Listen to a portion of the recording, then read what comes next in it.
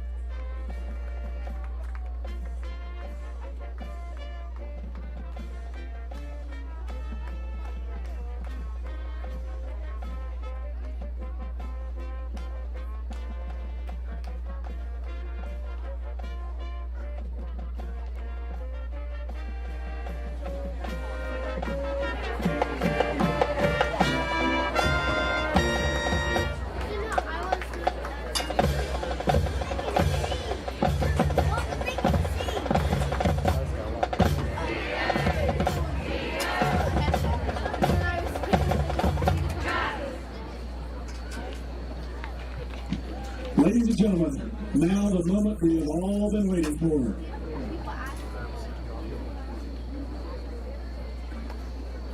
The 2021 homecoming king is Jonah Stanberry.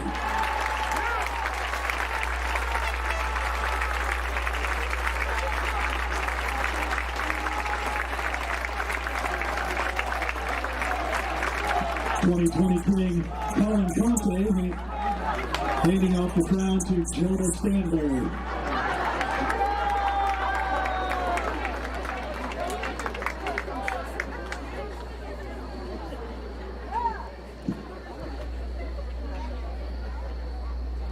And now, the 2021 Cambridge High School homecoming queen is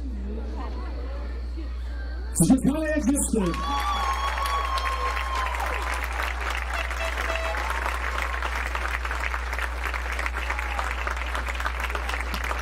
2020 homecoming queen James Carpenter passing the baton of the crown, as is Linda Zimmerman, the 1967 homecoming queen, passing the box with the original cape to the parents of Zakiah.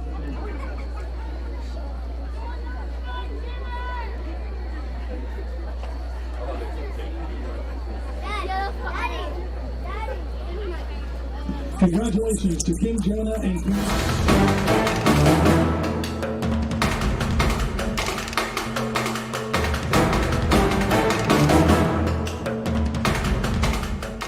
High school football from ABC Sports.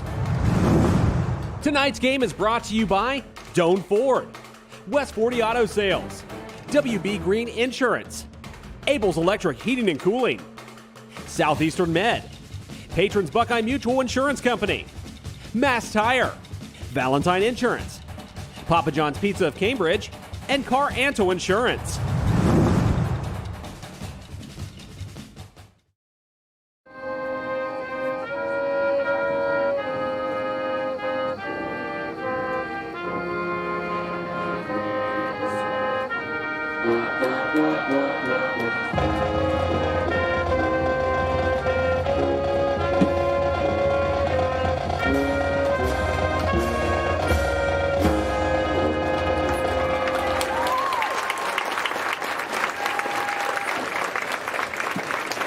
Gentlemen, please remove your hats as we join the band and sing our national anthem, The Star Spangled Banner.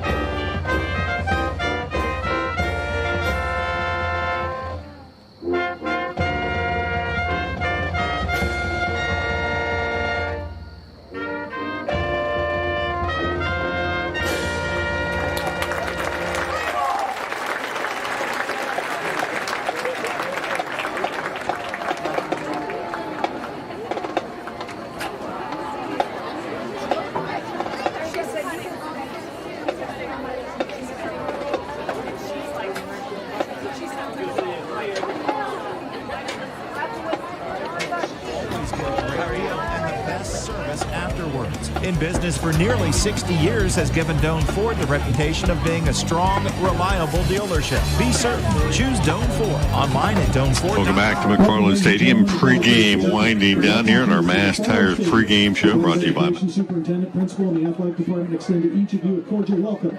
We're pleased that you're here tonight.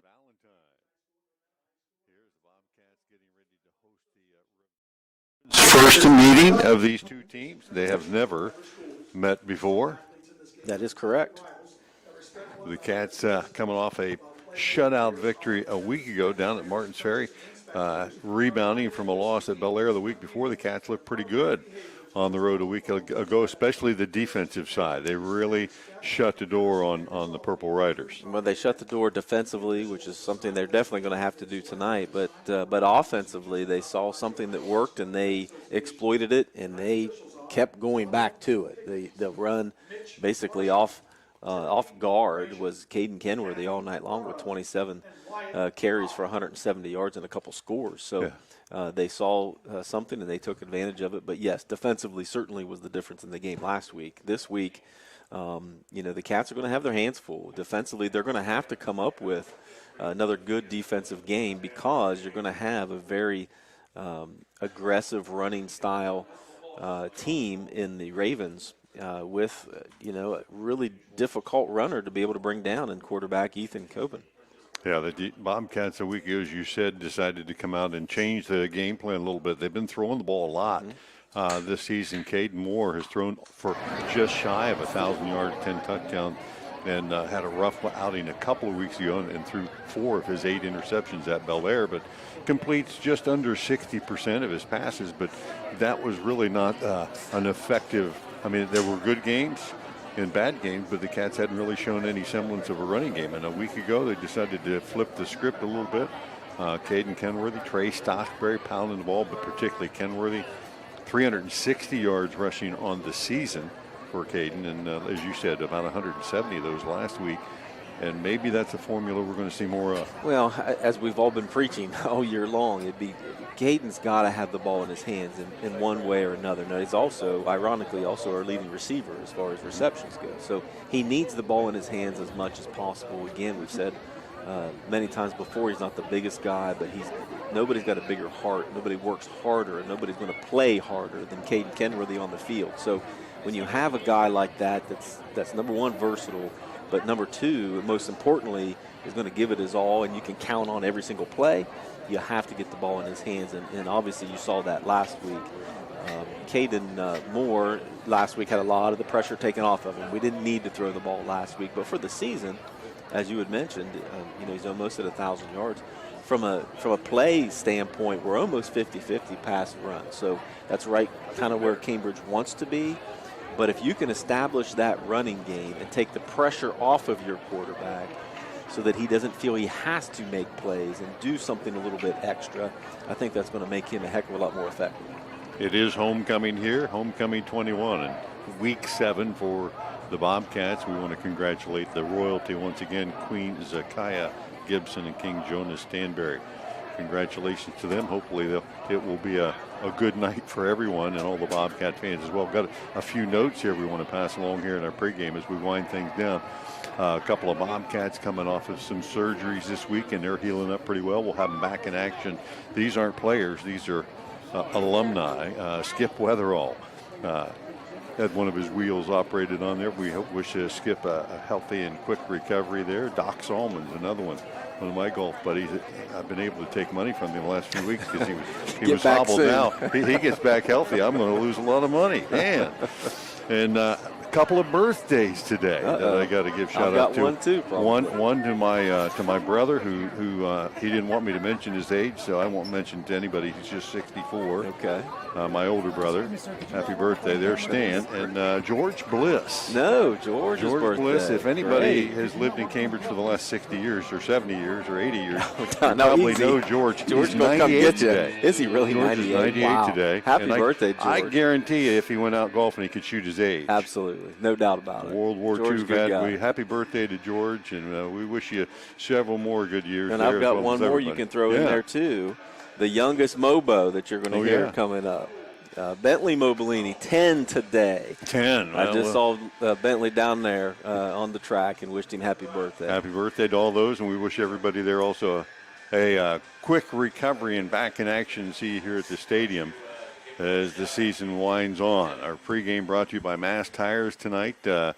Bobcats celebrating homecoming in their white jerseys and their white pants and blue jerseys. And the Ravenna also blue and white, but they're in all white tonight with the little blue as well. And you look across the sideline at Ravenna, not a big squad. They're maybe depleted because of COVID, as we've seen a number of times this year, but there's not a lot of guys over there. Well, I didn't get an indication as to why. I didn't anticipate having a smaller roster, but according to the roster they have plenty of numbers. They've got 49 numbers was the count that I heard. Not 49 players. Definitely not 49 guys across the way, but watching them in pregame, most of them were the starters, so I don't know. Maybe they just kept the younger guys back. I know that their band is not coming tonight. I know their cheerleaders are not coming tonight, and a lot of their fans didn't come. And either. as you can see from the video feed, not a lot of fans either. So hopefully those fans are watching and listening to us online. Welcome.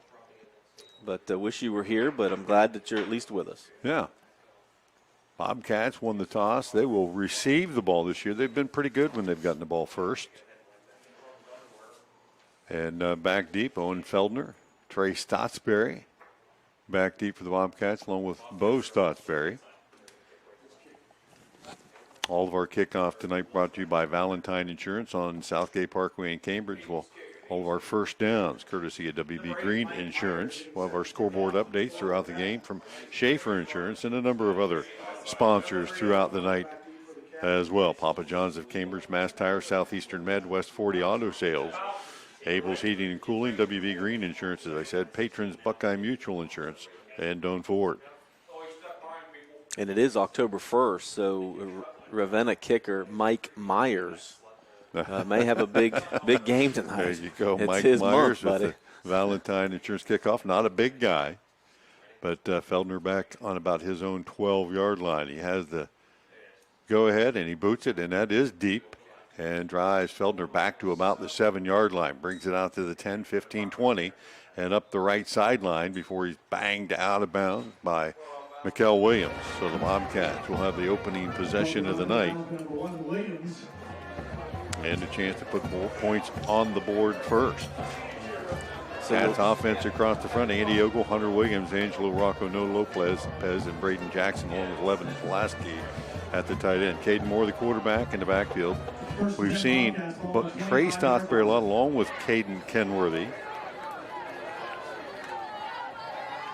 And it will be Kenworthy back there with Moore, and a plethora of wideouts tonight for the Bobcats. 3 set to the right, 1 to the left. 4-man defensive front, handoff straight ahead. Kenworthy pops it through second level and out over the 30 near the 32. The Cats pick up where they left off about a week ago. Yeah, and if you can continue to do that, that's going to give so much confidence to that Bobcats offense to be able to push the ball down the field. Going to help their defense certainly in the long run as well. Cats into the pistol, put Kenworthy in motion.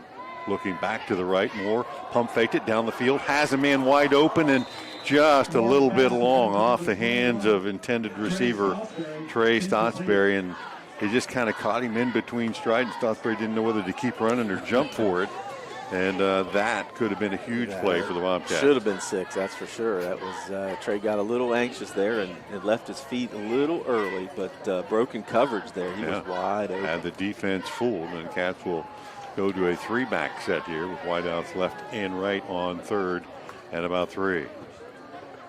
Pistol formation, offset, blocking back to the right. Caden Kenworthy off the right side. He'll have the first down and power his way for extra yardage across the 35 near the 37. Move the sticks for the Bobcats, and that first down brought to you courtesy of WB Green Insurance Company.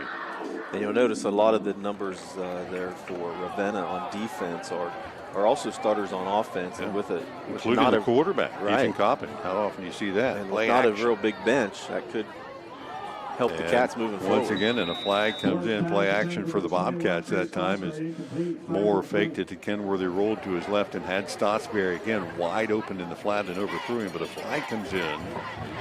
And let's see if the Bobcats might have had a lineman slip across the line that time. Well, no preliminary indication. That would be the That is it. Yeah. That is the call. One of those linemen just crossed a little bit quickly, and that penalty, the first of the night, is going to drop the Cats back. 1st and 15. Opening drive of the night for homecoming. Cats will be back to their own 32, and Easton Jones checks in, 6 foot, 200-pound sophomore. So certainly penalties are the one glaring area that the Cats need to improve. Let's go power I, and it did not fool the Ravens at all as they jumped a couple extra guys in the box and stopped Kenworthy for a loss on the play. And on the tackle, that time Thurman Treadwell. So it will be 2nd and longer for the Cat tonight. And they'll spread things out a little bit. 2 wide to left, 2 to the right. On 2nd and long. Now motion across by Stotsberry. Moore looks that way, steps up in the pocket, fires it out in the flat. There's nobody there as Stotsberry zigged when he should have zagged, I think. And that'll fall incomplete. Certainly some consideration there for not having a receiver in the area, but they're going to let Caden get away with it. But you're right, Kev. Maybe he was thinking Trey was going to go the other way, but I think he was just throwing the ball out of play. We have a female official on tonight's crew. First I've seen in high school. Yep. 3rd and long for the Bobcats from the 30. Moore back to pass under pressure, flushed, and then spun down. And again, Treadwell, check that, not Treadwell, number 12, Peril Henderson, coming off the corner. Got a hold of him by the jersey and never let go. And so the Cats, what started out to be a pretty promising drive. Sure did. The penalty set them back a little bit, and now forced into a punt situation. Henderson will go back deep. as well Mikkel Williams. And Valentine on in the punt formation. Boots one out near midfield and taken on the run by Henderson at the 45 and down the right sideline inside the 40 and out of bounds near the Bobcat 30. So the Ravens are going to be in great field position for their first possession of the night. 9:40 left here in the opening period. No score. Ravenna in 4-down territory. Not the way you want to start if you're Cambridge, for sure. But again, you know, as you said, moving the ball pretty effectively, and then a penalty all of a sudden moves you back, and then you stumble a little bit, and then not the greatest punt, and then a missed tackle on the punt return sets Ravenna up in great field position. Comes out 5 wide. Cobbin, the quarterback, 3 wide to the left, 2 to the right. Across the front, Joe Holtzman, Dean Baker, Matthew Castiglione, Dylan Hamlin, Dave Davis. As they split 3 wides to the wide side, that's the left, and Cobbin at 225, the lone back. Cats with 5 in the box. And now motion across and a little toss out in front. Coming across the formation. They'll give that up to Barton, and he'll cut it up, and a flag comes in behind the play. We'll see what the flag is. It was a hold on Pulaski. He had penetrated in the backfield from around the end. And that is indeed the call, holding on the Ravens. He tried to make the tackle, and when they spun him around, the official obviously saw that he was being spun around because of a hold. So that flag dropped at the 32, so marked 10 yards from the point of the foul. And so the Ravens come out and make a mistake on the opening play. But they've got some speed on the edges, and again, Mackay O'Neill, Austin Marshall, 5'8", 215-pound running back. Matthew Mitchell, you'll hear his name tonight along with Henderson and, of course, Cobbin. And on that last play, Barton, who came across. And you see that they run a lot of single back with Cobbin. They'll put one more guy back there. They'll run a lot of motion and then run the opposite direction, try to change the pace a little bit. So by 3, and motion across by Henderson. They'll fake it in. Cobbin straight ahead, big hole, and he powers his way through and into the secondary, and he's gone to the house. From 42 yards out, Ethan Cobbin on his first touch of the night takes it all the way. And not only is he big, but I'm telling you what, he's got a little giddy up in his step as well. Well, you get him, you let him penetrate through the line of scrimmage and don't touch him until he's 10 yards downfield. Everybody's going to feel pretty confident about that. I guess so. 42-yard run by the quarterback, Ethan Cobbin. And now the extra point attempt by Mike Myers. 9:09 left here in the opening period. Actually, the first play, since the first play was a penalty, their first play of the night. Myers on for the extra point attempt. Snaps there, the hold down, the kick is up, and looked like it was yanked to the left, no good. So no good. And the Ravens jump on top first, 6-0. We'll take a break, be back right after this. Do you really think that an insurance company who promises quotes in a few minutes has your best interest in mind? Do they really know you and what coverages you need? Hi, this is John Valentine with Valentine Insurance. We take time to learn about you and your insurance needs so you can feel comfortable that you're receiving the right coverages at the best possible prices. Find us on Facebook, stop by our office, or give us a call at 994-1776. Valentine Insurance, a partner you can depend on. Back in McFarland. Good start for the Bobcats tonight. 9:09 in the first period. The Ravens, one play, 42 yards.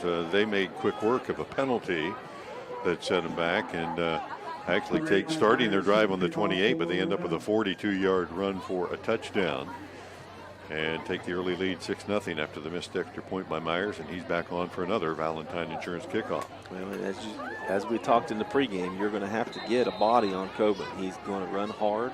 You cannot tackle him high. You cannot arm tackle him for sure. You're going to have to take his legs out. High, end over end, back to Feldner. He'll take this one on the 12. Right up the right hash and looking for a little seam. Gets slowed down, and we'll get to the 30-yard line, and the Cats will have their second look of the night. After running 6 plays and a punt, picking up 1 first down in their first drive, they'll start here down 6-0 with 9:03 left. Well, and Cambridge can score. So, if you're going to be in a shootout and not played much defense, you're going to have to get her started now and not get behind the 8 ball here. And with limited numbers on Ravenna's sideline, the Cats ought to be able to push the ball down the field. Cats have some pretty good team speed, but obviously so do the Ravens. Yeah. They come out in a 5-man defensive front, handoff Kenworthy left side and stacked up near the line of scrimmage for a short gain. Dylan Hamlin in there along with Dean Baker.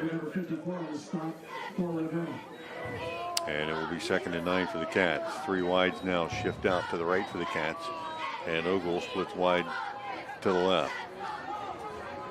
Kenworthy with Moore in the backfield. Again, takes the handoff left side, powers his way across the 35, and got a couple more after contact. And we talked about that a week ago, JV. His yards after contact are pretty impressive because he never quits running. No, he does. He keeps those feet moving and tries to get as much as he can. He protects the ball as he's trying to get for extra, fight for extra yardage. So, having the ball in 33's hands is usually not a bad idea. Got about 6 or 7, 3rd and a long 2. Needs to get to about the 41. And they'll stack the backfield again. Kenworthy in motion. Handoff straight ahead. Stottsbury to the 40. And then extra tacklers came in. And Stottsbury not quite the same size as Kenworthy, and the first hit that time by Peril Henderson, and it's going to be short of the line to gain by about a half yard. And as the Cats have done a lot this year, they will line up and look like they're going to go for it and give Caden Moore that option. He can rugby punt it and or throw it or maybe kick it. Well, they are 37% on the season in conversions. And Moore takes it straight ahead, and he got stoned at the line of scrimmage. He got a good spot coming in from the far sideline, but is it going to be enough? Yeah, they're going to give it to him. And based on where they're putting it down at,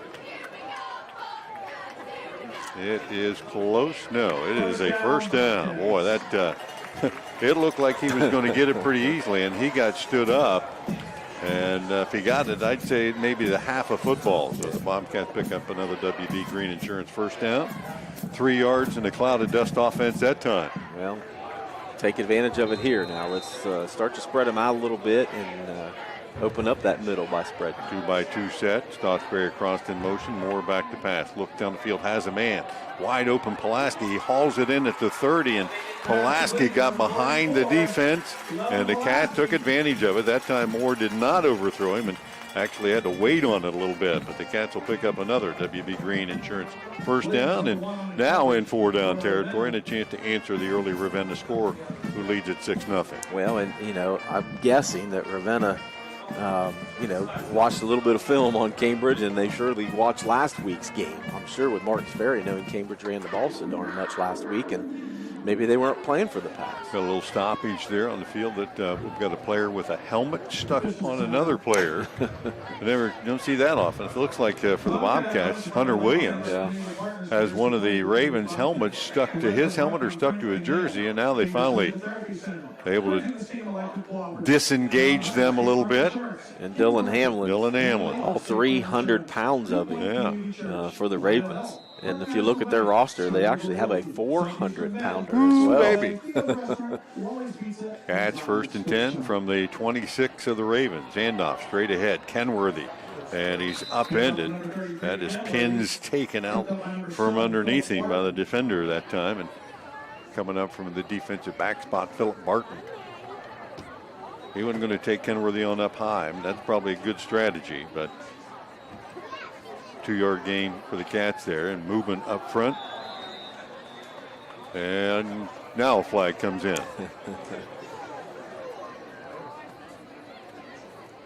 Let's see if they're going to call that on the Bobcats here. The lineman for the Cats, and they did this a week ago. They will come up and set in a 2-point stance, turn to check the sideline for the play call. And when they do that, they do it kind of quickly enough that if the defense just doesn't know what's happening, and they're going to call that on the Bobcats. You can see it go both ways. Well, actually, that's why they came together to talk about it, because the head linesman, who's the guy that runs the chains, he actually had it on the defense, but the umpire here in the backfield for the defense by the linebackers must have seen some ball movement or something up front, because he's the one that called it on the offense. The Bobcats will back up 5 now and be 2nd down and long. Back out near the 29-yard line. 2 backs in the backfield, and again, movement up front. No flag this time, and no movement by the defense as well.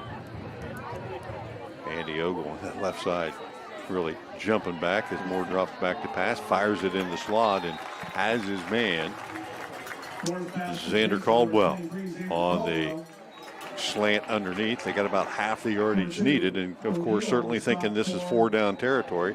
They now have 3rd and a makeable 6. And that's exactly what you do. There's no reason to get 15 yards in one play. Cut it in half, make it manageable, because you're going on forward on 4th down anyway. 3 wide to the right. That is the short side of the field, and Moore drops back, looks, has a man out in the left flat. That's Kenworthy, slips a tackler inside the 20, fighting for the line to gain, and he'll be very close to it. As he got out in that left flat, the defense came up on him, but he made one guy miss, and it took 3 more to bring him down right near the sticks. And again, this is going to be a matter of where that spot ends up being. It's 4th down on the marker, and they'll say a yard. But the Cats obviously went for it earlier. They'll go for it here. I don't know if I'd go back to that quarterback. I don't think that was draw. the one I would flip the page on that one, maybe. Yeah, they're spreading her out a little bit. Cats will go 4 wide. Kenworthy in the backfield will take it straight ahead, 1st down, and a couple more inside the 15. So move the sticks for the Bobcats. Another WB Green Insurance 1st down. 5:18 as the Cats have eaten up a large chunk of this first period clock, but still trail the Ravens 6-0. Yep, 7th rush for Caden Kenworthy, 21 yards so far. Cats 9th play of the drive coming up here, starting at their own 30 and inside the 15 of the Ravens. 2x2 set on the outside, make that 3x2 as Moore, the lone back in the backfield, takes the snap, rolls to his right, and it is the run pass option. Finds Kenworthy at the 10, the 5, breaks a tackle and into the end zone. Bobcats from 14 out score on the run pass option. And Moore looked like he might hold on to it, found Kenworthy open for the TD. And Caden adds another catch to his team leading list and another TD. Great read there by Caden to be able to find Kenworthy there in the open field. They only had 1 defender out here for 2 receivers. So Caden saw that as quick as he could and got in Kenworthy's hands. On for the extra point attempt, Lucas Parsons. And he gets into it and gives the Bobcats the 1-point advantage, 7-6. Cambridge on top of the 4:53 mark of the opening period. We'll be back right after this.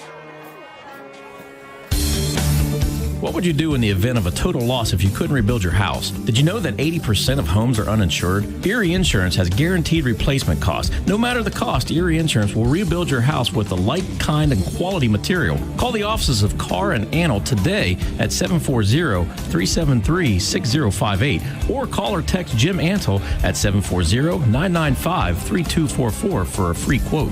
Carr and Antle Insurance. You're covered. Back at with us. McFarland Stadium, your Schaefer Insurance. 7-6 Bobcats, a 9-play, 70-yard drive. Caden Kenworthy, 14-yard catch from Caden Moore. A run pass option, something that was a staple of the Bobcats attack a year ago. We haven't seen it as much this year, but came in very handy that time down. Well, worked to perfection that time for sure. Here's the part of the Bobcats game that they have to improve on is kick coverage, because just every week they need to improve on it, but especially tonight, because watch 12, Pavel Henderson. He's had one that I know of already on the season. He's got some wheels. Henderson, Barton, and he's a big guy too. He's pretty quick as well. Yeah. See if the Bobcats opt to kick it deep. That Valentine Insurance kickoff coming up.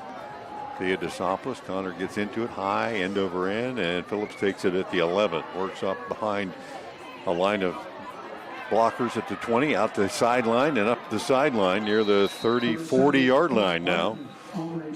And Philip Barton showing good wheels there and good balance as he'll give the Ravens pretty good field position to start their second drive of the night. 4:44 left in the opening period. It is 7-6 Cambridge.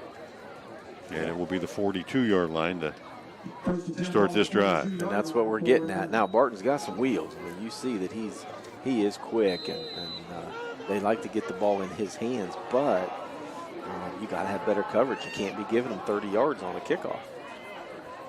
Cobbin in the backfield. Mitchell offset to his left side. Two receivers right and left. And now motion coming across, and the fake and keeper by Cobbin again. And he'll pound his way across the 45 near the 47, close to 5 yards on that first down carry. And he'll be banging his way all night long again for the season. He's got 567 yards and 9 rushing touchdowns. Average is 6.6 a carry. Ravens start each play with a little motion just to get the defense thinking laterally, and then they come right at you with that big quarterback at you got to 225. You have to read your keys up front because they're going to pull somebody up front as well each time. 2nd and 5. Bunch formation offset to the left side. And on the give, near side is going to be Mitchell trying to get to the edge. Didn't get much there, and the flag came in right at the end. And let's see, that's going to be a hold on the offense. So once again, Ravenna having an issue with the hold. They had one in the first drive that certainly didn't hamper their ability to move the ball down the field. The next play, they scored. This one's going to back them up a good bit, though, inside the 40. And the line of scrimmage for this second down play will be the 34. It seems like a 15-yard penalty instead of a 10-yarder because, well, a 12-yard penalty. Well, where the penalty was in the backfield. Well, it was actually out here on the 47. They marked it from where the flag was and not where it actually happened, huh? Well, realistically, the flag is supposed to be where it happened from, but they marked it from the line of scrimmage. Well, they did. It went back quite a ways. Yeah, that's way too far, but we'll take it. Yeah. Bobcats got a break there. Under 4 to play. Cobbin back to pass. Rolls to his right. Fires it out in the right flat. Has a man. And Henderson will haul it in. That'll be a short gain. Good coverage downfield by the Bobcats.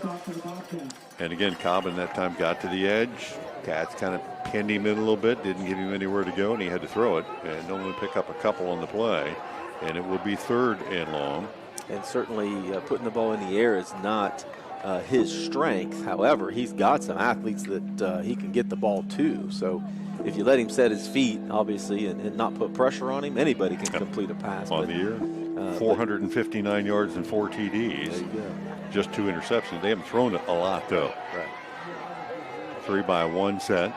Cobbin changes things up, and he had one of his players on the outside, Barton, ready to go, and he fell forward across the line of scrimmage. That'll cost him 5 more as he tried to change the routes. And that will move him back 5-8. 3rd and 20, 3rd and 25. What's the difference?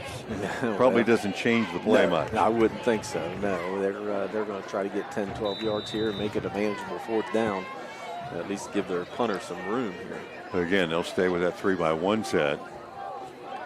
Mitchell offset beside Cobbin in the backfield. 3rd and very long. Cobbin back to pass, looks deep, fires it down the middle, has a man, and in and out of the hands. Farrell Henderson had a chance, but he heard footsteps, yes, and he had, as they say, alligator arms. Is that what you call that? Absolutely. He didn't want to reach out for that one, as he could see the defender bearing down on him, and could have been a big play. Yeah, even though he's their leading receiver on the season with 250 yards, he does have a tendency to put the ball on the ground. So on in punt formation is Cobbin, the quarterback. Cobbin back in punt formation.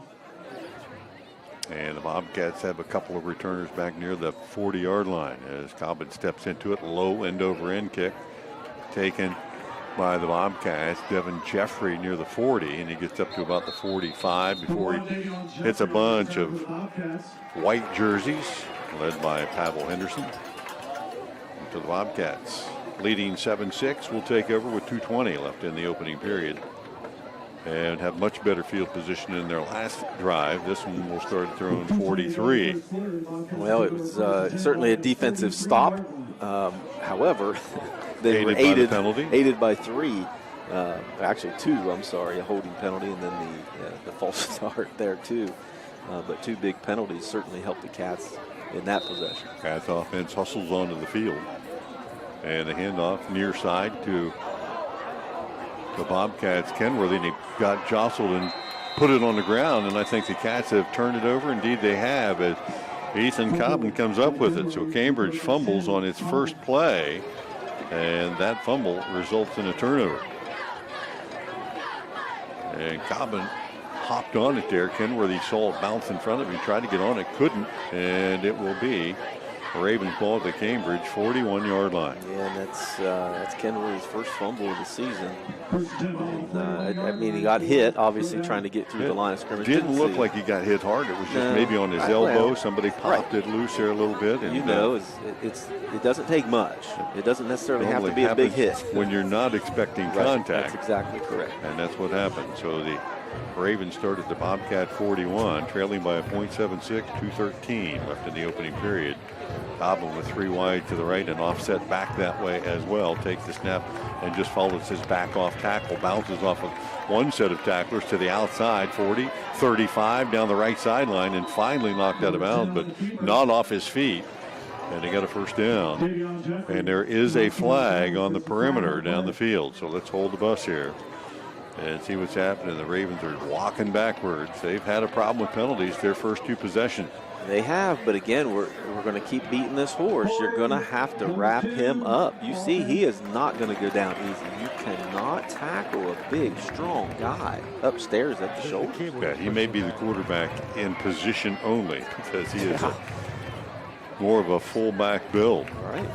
6'1", 225, and that penalty will essentially make it 1st and 11.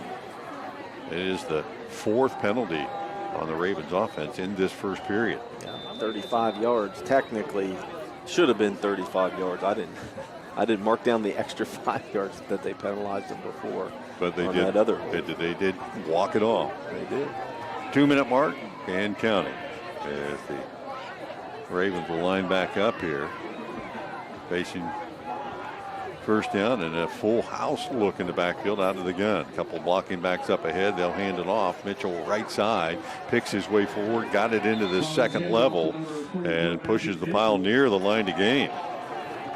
Matthew Mitchell, 190-pounder. He's a big guy, and he runs hard. And they'll say he is just shy of that first down marker, 2nd and about a yard. And besides Coben, he is their second leading rusher. A little different formation that time, too. Not only did they have a tight end, but they had 2 backs brought in between the tackles to block up ahead, and they'll go the same formation this time. Typically, that basically is a power eye, but you're running out of the shotgun with extra blockers and a tailback. The keeper this time, Cobbin fakes it inside, gets to the edge, and up the right sideline, stiff arms his way down to near the 15-yard line. And he was run out of bounds by Davian Jeffrey, but you could see that play was coming sooner or later, the way the Cats were stacked up inside. 64 yards already. And a first down. Only on 3 carries, of course. The first one was that 42 yards. First down of the night for the Ravens with a minute to go in the first quarter. Trailing 7-6, looking for the go-ahead score here. And they'll stay in that tight formation. A couple of tight ends, a couple of backs blocking up in front. Cobbin takes the snap. Mitchell off the right side, works laterally, and that was a mistake. The Bobcat defense got penetration. Caden Kenworthy on the stop initially, and a loss on the play. They'll give him forward progress, maybe back to the line of scrimmage. Yep. Lost one.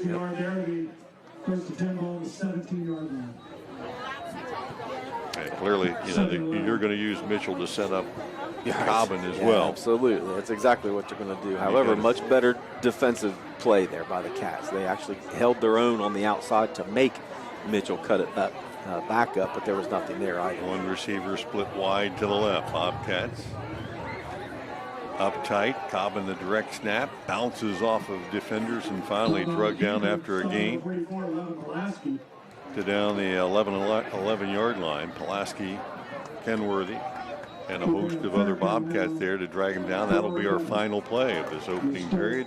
Heading to the second period, Cambridge holding on to that 1-point lead, 7-6. We'll be back after this.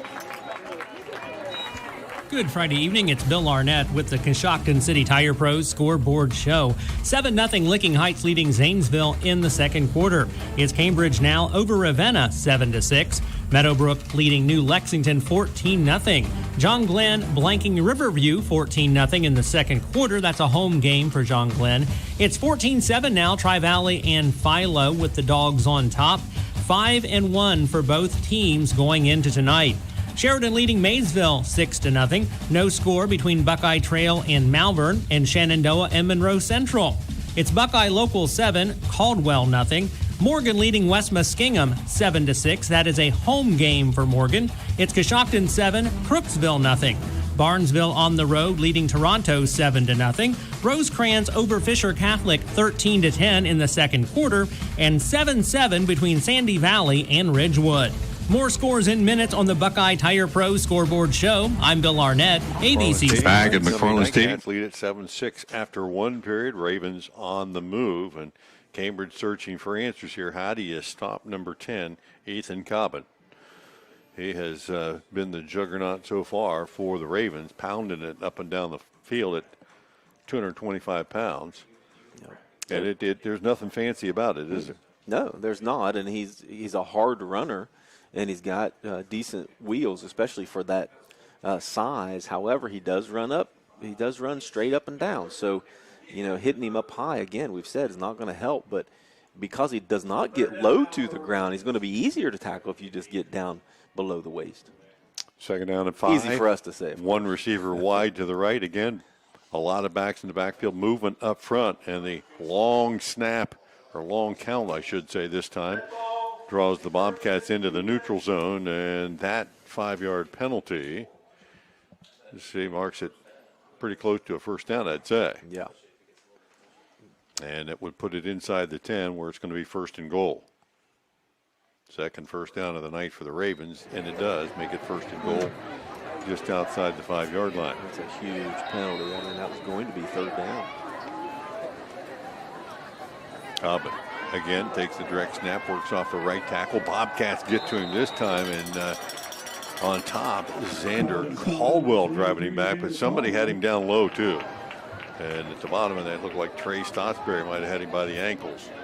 And they high-load him a little bit, got him down to about the 3. But as you said, his running style is that straight-up big man style. But Cats that time were able to cut him down. Short gain on the play, second and goal from the 3. Second goal now for Ravenna. Timeout. And timeout on the field. The Ravens will take it. We'll take it along with them. 11:28 left first half. 7-6 Cats. We'll be back after this. Feeding the world takes the work of a farmer. Patrons of Buckeye Mutual, your local Grinnell Mutual member insurance company, tips our hat to those who help ensure that we can all eat tomorrow. We are proud to offer the coverage farmers need to keep growing. So we're taking a moment to say thank you for planning our future. Trust in farming. Trust in Patrons Buckeye Mutual. Trust in tomorrow. Contact your Patrons Buckeye agent today at 638-3604. Trust in Tomorrow is a registered trademark of Grinnell Mutual Reinsurance Company. Back at McFarland Stadium. 11:28 left, opening half, 7-6 Cats, but the Ravens pounding on the door of the Bobcat goal line here, facing second and goal from the 3-yard line. Timeout taken by Ravenna. And it hasn't been really any secret who's going to carry the ball for them the last several plays, and probably isn't going to be too much here. No, it's just kind of surprising timeout. I don't know if there was just some confusion up there or something, because I wouldn't think that it's going to be real difficult to figure out what's going to happen here. Yeah, Mitchell moves back beside Cobbin, and he leads him off the left side. Cobbin straight ahead, and again, kind of thrusts his chest into the defense. You know, you and I were talking off air a little bit. We saw Belair a couple weeks ago, and they had a big running back, but he got low to the ground and led with his head and his shoulders. Cobbin, on the other hand, tends to stand straight up and just use his size and his strength. And that's pretty good. That got him a yard or two, and it's third and goal on the 1, and they go right back up. Quarterback's deep, trying to reach across, and the officials are going to say that he did cross the plane with the ball, even though his body never got close. The ball did. And that will be a 1-yard touchdown run for Ethan Cobbin, his second TD of the night. Yeah, he definitely didn't. I don't even know if he moved his feet at all. He was certainly behind the line of scrimmage, but he's so tall, and there wasn't a lot of pressure up front. He said, heck with it. I'm just going to reach the ball across the line of scrimmage, and he did. And it definitely goes down as a score. Dobbins' 10th, actually 11th touchdown of the season, as he scored one earlier tonight. Mike Myers going for the extra point attempt. Low snap, holds there. The kick is up, and this one is good.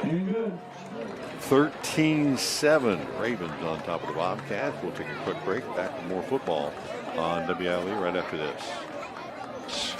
When it's game night, let Papa John's Pizza on Southgate Parkway feed your team after the game.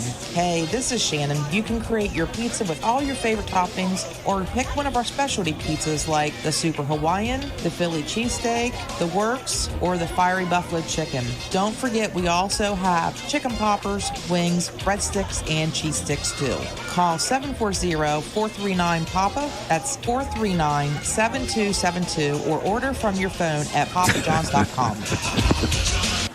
Back at McFarland Stadium, homecoming continues tonight for Queen Zakiah Gibson and King Jonas Stanberry. And the Bobcats now on the short end of the score, 13-7. Your scoreboard update brought to you by Schaefer Insurance. Cats gave the Ravens a short field after the turnover. They took full advantage of it.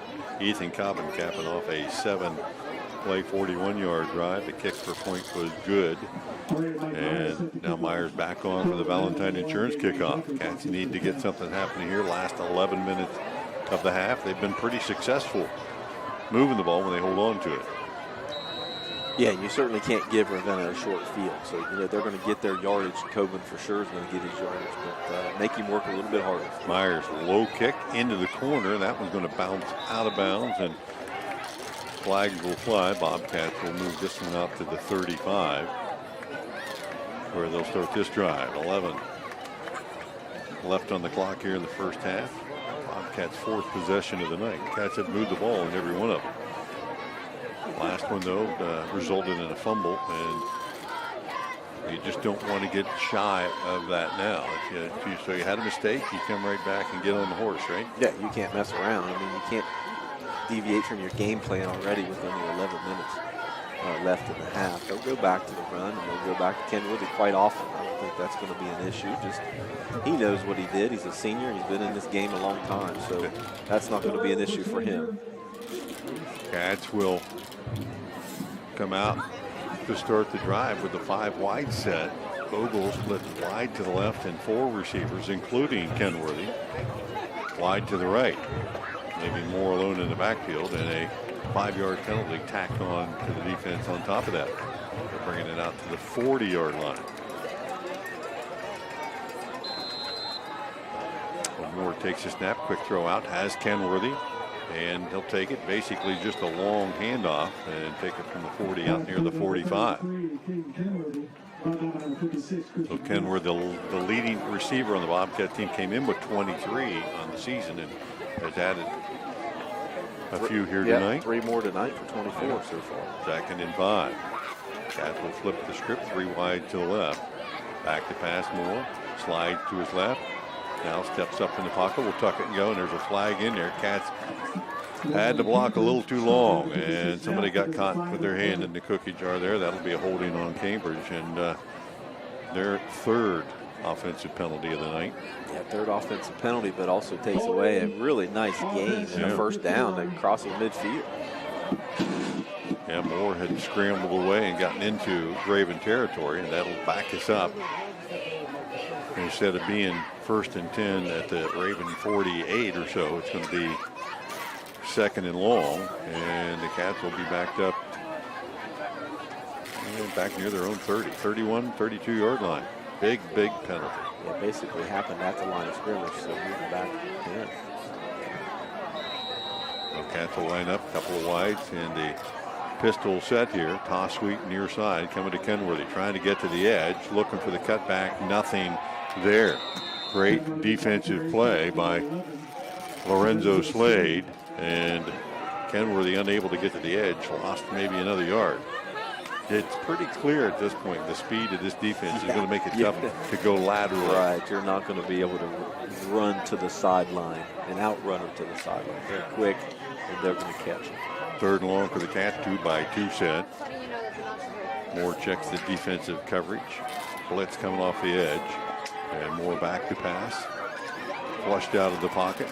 To his right, steps up, fires it, has a man, and good defense that time. Again by Slade. It looked like he got a hand in there. Jalen Peters maybe. And it will bring 4th down and long for the Bobcats. And if you could tell that time is, playing both ways tonight, except special teams, is Ethan Cobbin. He was in at linebacker that time and was supposed to be rushing the passer. He didn't move, did he? Took a couple steps, right? Took that play off. Yep. And when you play the whole game, you have to find time to do that. Especially when you're the quarterback running the ball every play. Jake Valentine in to punt the ball away for the Bobcats. Good snap, gets into this one. High kick that drives it down to the 39, taken by Henderson at that point. Works his way to the left side, slipped 3-4 tacklers, and gets to the sideline before he's finally driven out of bounds by Connor Mobilini. Pretty elusive. Abel Henderson, 6'1", 180-pounder. Tall and lanky, but boy, he's got some slippery wheels. Yeah. Yeah, and again, it's form tackling, it's getting in the right position, it's breaking down and getting in front of the runner. So Cats obviously didn't give up a lot of yards on that return, but how many missed tackles did they have? Yeah, a lot. 13-7 Ravens on top of the Bobcats. 9:39 left in the opening half. Bobcats' 2nd punt of the night, and the Ravens will start this drive at their own 46-yard line. Spread the field with 2 wides each way. Motion comes across. Henderson on the fake, and the keeper Cobbin straight ahead and taken down underneath. Jacob Capehart for the Bobcats on the stop. Cogan's 8th carry for 79 yards for the Ravens. And there's only been 2 other carries, and that was by Mitchell. Yeah, he's probably 80% of the offense. Yeah, Mitchell's got 8 yards so far. Yeah, Henderson's going to be the guy he throws to if he throws it most of the time. 2nd down, 7, gain of 3 on that 1st down play. Motion across. This time the give on the corner to Barton. Got to corner, turns it up and into Cambridge territory. And that's some quickness right there. Phillip Barton inside the Bobcat 40 down to the 36 and a Ravenna 1st down. Wow. Yeah, wow, he's got some wheels. He got to the edge that time. Cats were unable to pursue in time to pen him in. And with 8:55 and counting, Ravenna in 4-down territory with a 6-point lead and looking for more. Those jet sweeps and those trying to get the guys to the outside, those defensive ends, those outside linebackers have to step across the line of scrimmage and push it back towards the middle as best they can. Motion across, a give again, this time to O'Neal, and he will not get to the edge going left. And that was almost disastrous as well. Now, luckily, Dalton Moore got credit for the tackle there. He was getting blocked, but he was on the outside. He did what he was supposed to do. Didn't let him get outside him. The linebackers have to be able to get in there. And Pulaski was there, but he tried to arm tackle and missed him. So luckily, O'Neal ran into his own guy and fell for no gain. No gain on the play. 2nd down and 10 from the Cambridge 36-yard line. 3 wide to the right. Snap, Cobbin looks that way, tipped and nearly picked by Bobcat 11 Pulaski. Is it intended for Henderson? And Pulaski got there in time just to get a hand on it, tipped it up and almost got to it. Well, that would have been a tough one to bring down. Yeah. Cobbin had some juice behind that one. That was a bullet. Yeah, he threw a BB in there that time, brings up 3rd down and 10. And as we said, Henderson is going to be his first look most of the time when they're passing the ball. So the Bobcats figure out where he's at. Definitely you got to guard him, and he is the near man of a 3-man set on the right side, out near the hash mark now. 1 receiver split to the left. They'll look that way. Quarterback draw. Cobbin and wades through half the Bobcat defense where he dives inside the 30. Will be short of the line to gain. It will be a 4th down play for the Ravens with 7.5 left in the half. Ravenna on top 13-7 and facing a 4th and about 3.5 to 4.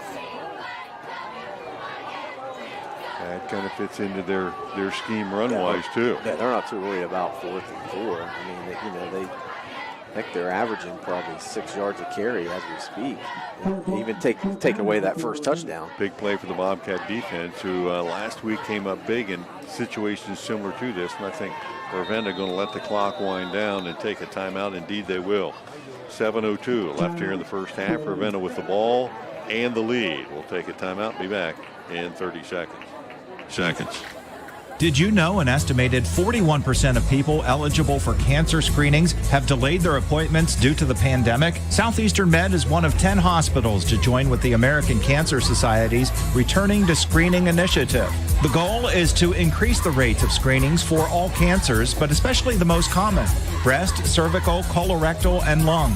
To learn how to schedule your screening appointment, call 740-439-8000 or visit seormc.org. Back in McFarland Stadium. 13-7.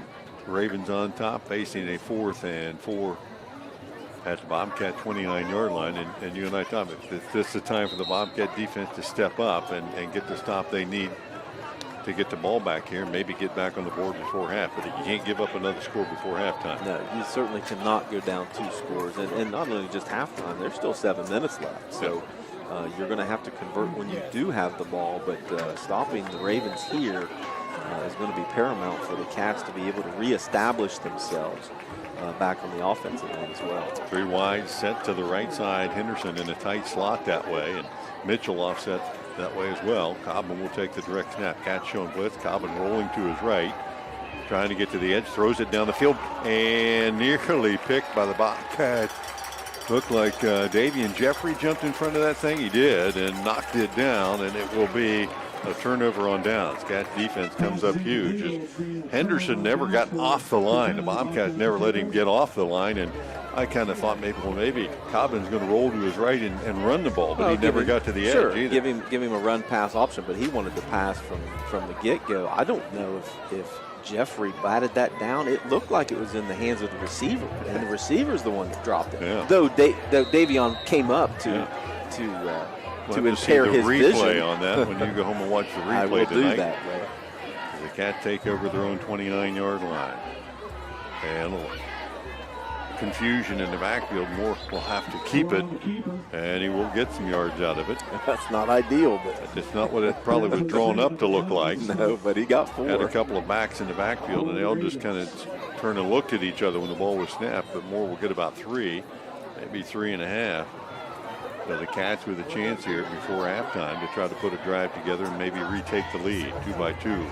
Wide receiver set. Kenworthy on the handoff right side, and he'll drag a couple of defenders forward near the 35. I'm working just shy of that spot. And third about 5 for the Cats. 6-12 and counting. Set 13-7. Ravens scored first. Cats came back, took the lead 7-6, and Ravenna now on top by a touchdown. And movement up front. No flags. Yes, a flag comes in from the far side. And they'll call the Cats once again for movement. And I think the officials are going to have another conversation. Does this happen 2 or 3 times? Sometimes it's been a call and sometimes it hasn't. So. Well, and it's based on the officiating crew. I mean, we understand why you're doing it, and you're doing it because you're trying to get the defense to jump, and that's not the intent. If that's your reason, flag, maybe. Yep. The center moved the ball out.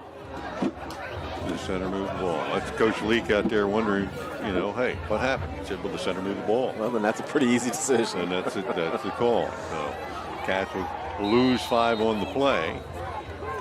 And we got a mic'd up official tonight, so everybody knows what's going on, right? Yeah, and that was good. That way there's no confusion. They'll wind the clock into play, 5:45, and now 3rd and 10 for the Cats. Caden Moore going to have to hit on one this time. Facing a 5-man front. Here comes the blitz off the edge. Moore steps up under pressure. Ball gets away from him and picked up by one of the Bobcat linemen. And Hunter Williams saw a chance to go 85 yards for a touchdown, but he did recover the ball, and the Cats are going to have to punt it away. A lineman's dream, pick up the ball and go. Well, yeah, and go. And go, but that didn't go anywhere. Well, he at least recovered it. And Moore, the coverage down the field good enough that he couldn't find his first man. And then once you pull it down and make the decision to go, you better pull it down and go. Can't mess around. It's time to go. That's right. So Ravenna forces the Bobcats to punt the ball away. Valentine stands inside his own 10. Good snap, gets into it. Off the side of his foot, not a good punt, but didn't hit it into the hands of Henderson, who's been dangerous tonight, and it will bounce out of bounds near the 40-yard line. So once again, the Ravens are going to have real good field position. This will be the third possession that they've had in Bobcat territory, and they've scored on both of those, leading 13-7. They'll start this one at the Cambridge 41. Well, last possession was pretty important for the defense. Giving the ball to him at the 41, I guess it's pretty darn important this possession as well. Again, that power formation. A couple of blocking backs up front. Cobbin right behind them. Takes it, hands off to Henderson, who dips inside to the edge and finally spun down out of bounds after a good gain. A little different look that time. Pavel Henderson into the backfield, and he's got great speed. Yeah, he actually runs the ball quite a bit for the Ravens, and he's taken some direct snaps on the season. He's actually got 250 yards rushing. He averages 6 runs, got 6 9 yards there. a carry. Yeah. Second and a yard from the Cambridge 31. 4.5 left. Clock stop as Henderson driven out of bounds. A couple of backs offset up front to the left side. Cats showing blitz. They'll direct snap it to Henderson, and he dips in and out down the sideline, and it stepped on the sideline at some point along that far sideline, but boy, he has that extra gear. Big burst of speed. Big burst of speed as he got to the edge, and will move the sticks first down. And again, you got to the edge. That's what's paramount here for the defense. You cannot let them get to the edge. That outside backer, that defensive end has to be able to get across the line of scrimmage, get your shoulders turned to the quarterback to make sure that those guys push the ball back up the field to where your inside backers are. Anderson, one of the up backs this time. Cobbin will hand it off and gives it off Mitchell left side, and he finds good gain. A good gain inside the 20. Right now, the Ravens owning the line of scrimmage. Yeah, they got hard running backs, and they're running downhill. And that gain will put it down near the 12-yard line, and waiting for the sticks to move. Yes, they will. Another first down. Ravens started this game out spreading the field out. In the last couple of drives, they've decided to just go power, and they'll do it again here. Handoff left side, Mitchell. And Caldwell came up, put a hat on him as he broke into the second level. And Kenworthy there as well, and that will be a short gain to about the 10. And they've seen something that's working, just like Cambridge saw last week with Martins Ferry. Something's working. Let's continue to pound it until they stop it. Why would you change? And not only that, but it's also saving the legs of Ethan Coburn because he has not run the ball. So you're trying to lull the defense to sleep by continuing to do it, and you know what's coming next. Coburn out of the pistol set, takes the snap. He'll run it himself and dives inside the 10 near the 5. Ethan Coburn.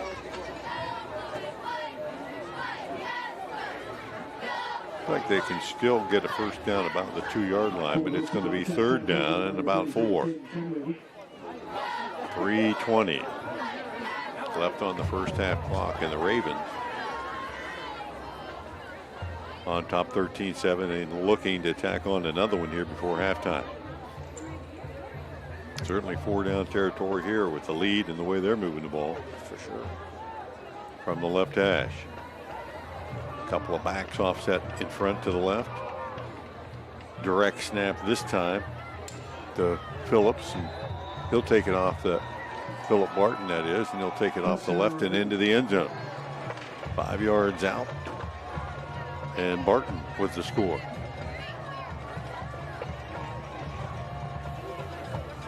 Well, partner, I mean, from an offensive coordinator standpoint, if you're the Ravens, I don't think you need to be real creative here. No, they're getting that good execution with the guys up front.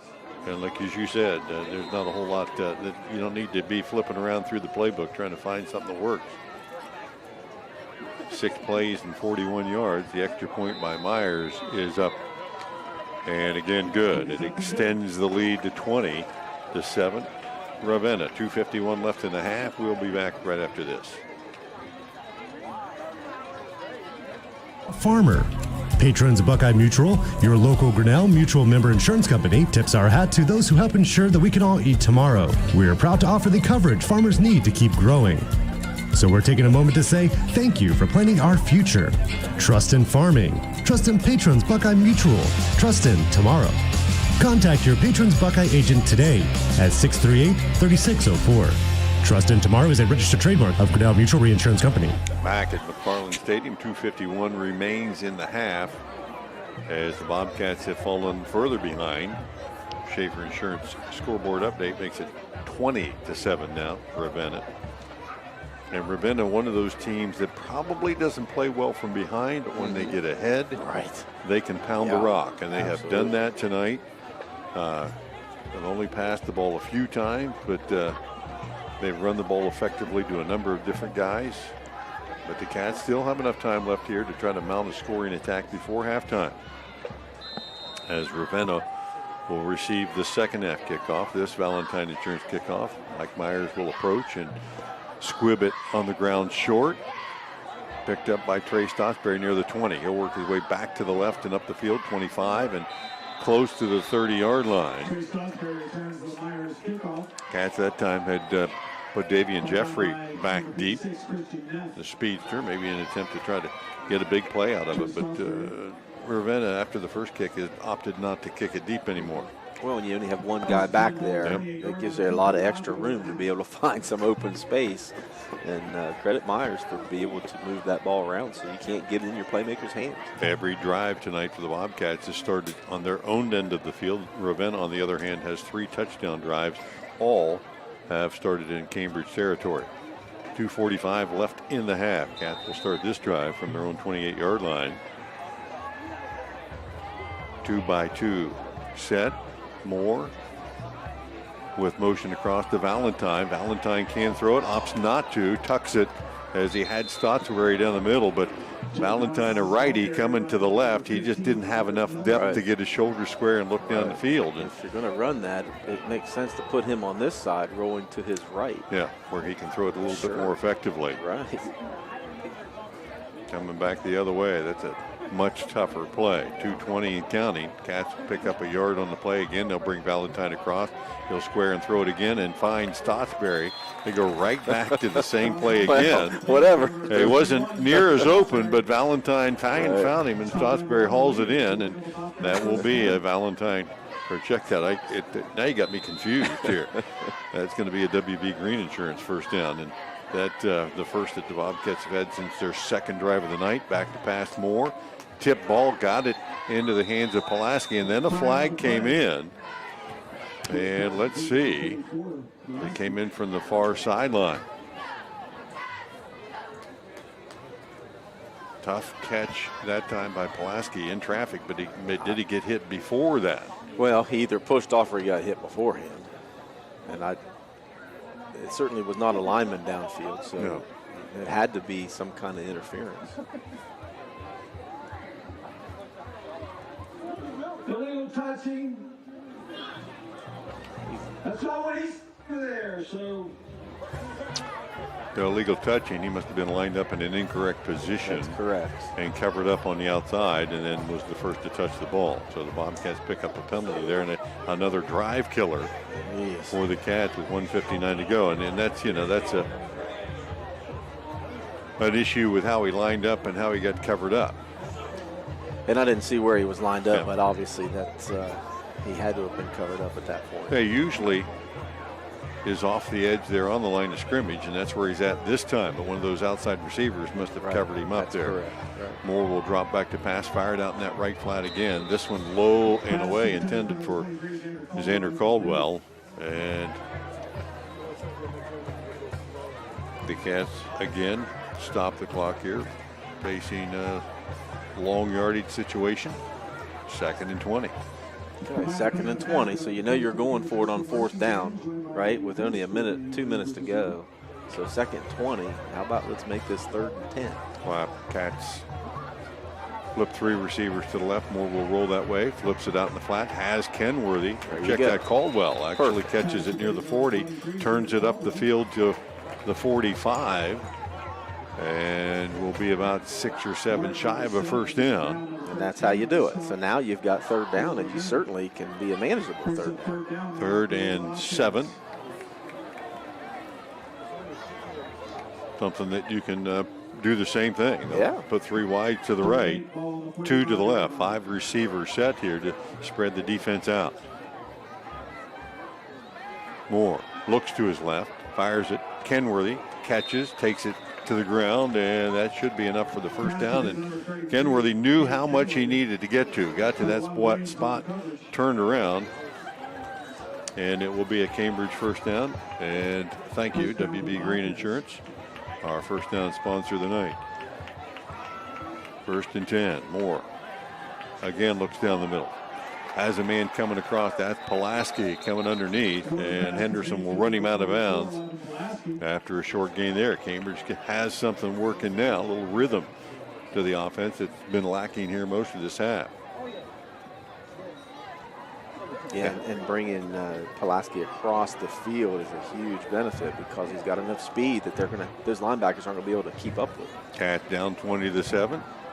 Passing their way down. Moore flushed out of the pocket. He'll tuck it and run. 40, 35, down to the 30, and skips out of bounds. Another WB Green first down. And the Cats now within striking distance. A minute 20 to go, and still in all their timeouts. In a must-score situation. Yeah. You have to be able to cut this lead down to a one-score game at the half. 3 receivers wide to the right, 1 to the left. 1st and 10 from the 30. Moore out of the gun again.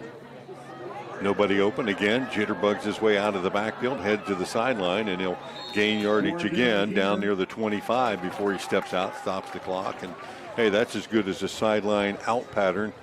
Stops the clock, gives you a gain, and brings up 2nd down. They'll call it 7. And there's nothing. Yeah, you got plenty of time, and you got your timeout, so there's nothing wrong with doing that. You take what they're going to give you. Just be careful when you're stutter stepping through that line with that ball. Cats working deep down the field too. Yeah. We go 5 wide here with Trey Stottsbury coming across in motion, making it 3 to the right. Moore and trying to throw the ball, flushed out of the pocket, and let's see if they call the flag. They will throw a flag there as he points to a receiver, but that wasn't really in any receiver's territory. Moore trying to get away. I don't know. To All me, down from behind. Yeah, to me it looked like it has a guy on his back. How can he have any kind of juice behind it to be able to throw it where he wants to?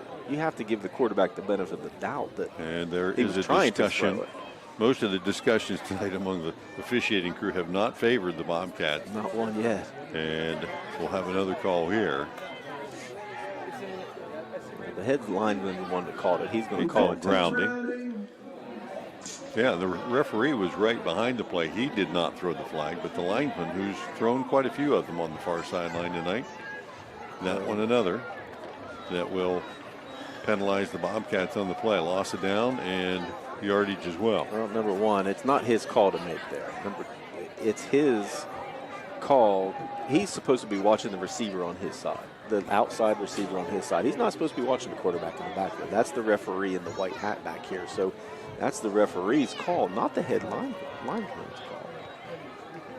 So the Cats now facing 3rd and long.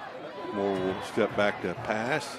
Nobody open, flushed out of the pocket to the right. He'll have to run it again, and Little step out of bounds, and a flag came in for the linesman on the near side. But well, I can't imagine what that is she was way away from the play. That's going to be a legal man downfield. But he didn't throw the ball. Well, but he's behind the line of scrimmage, so he still could have thrown the ball.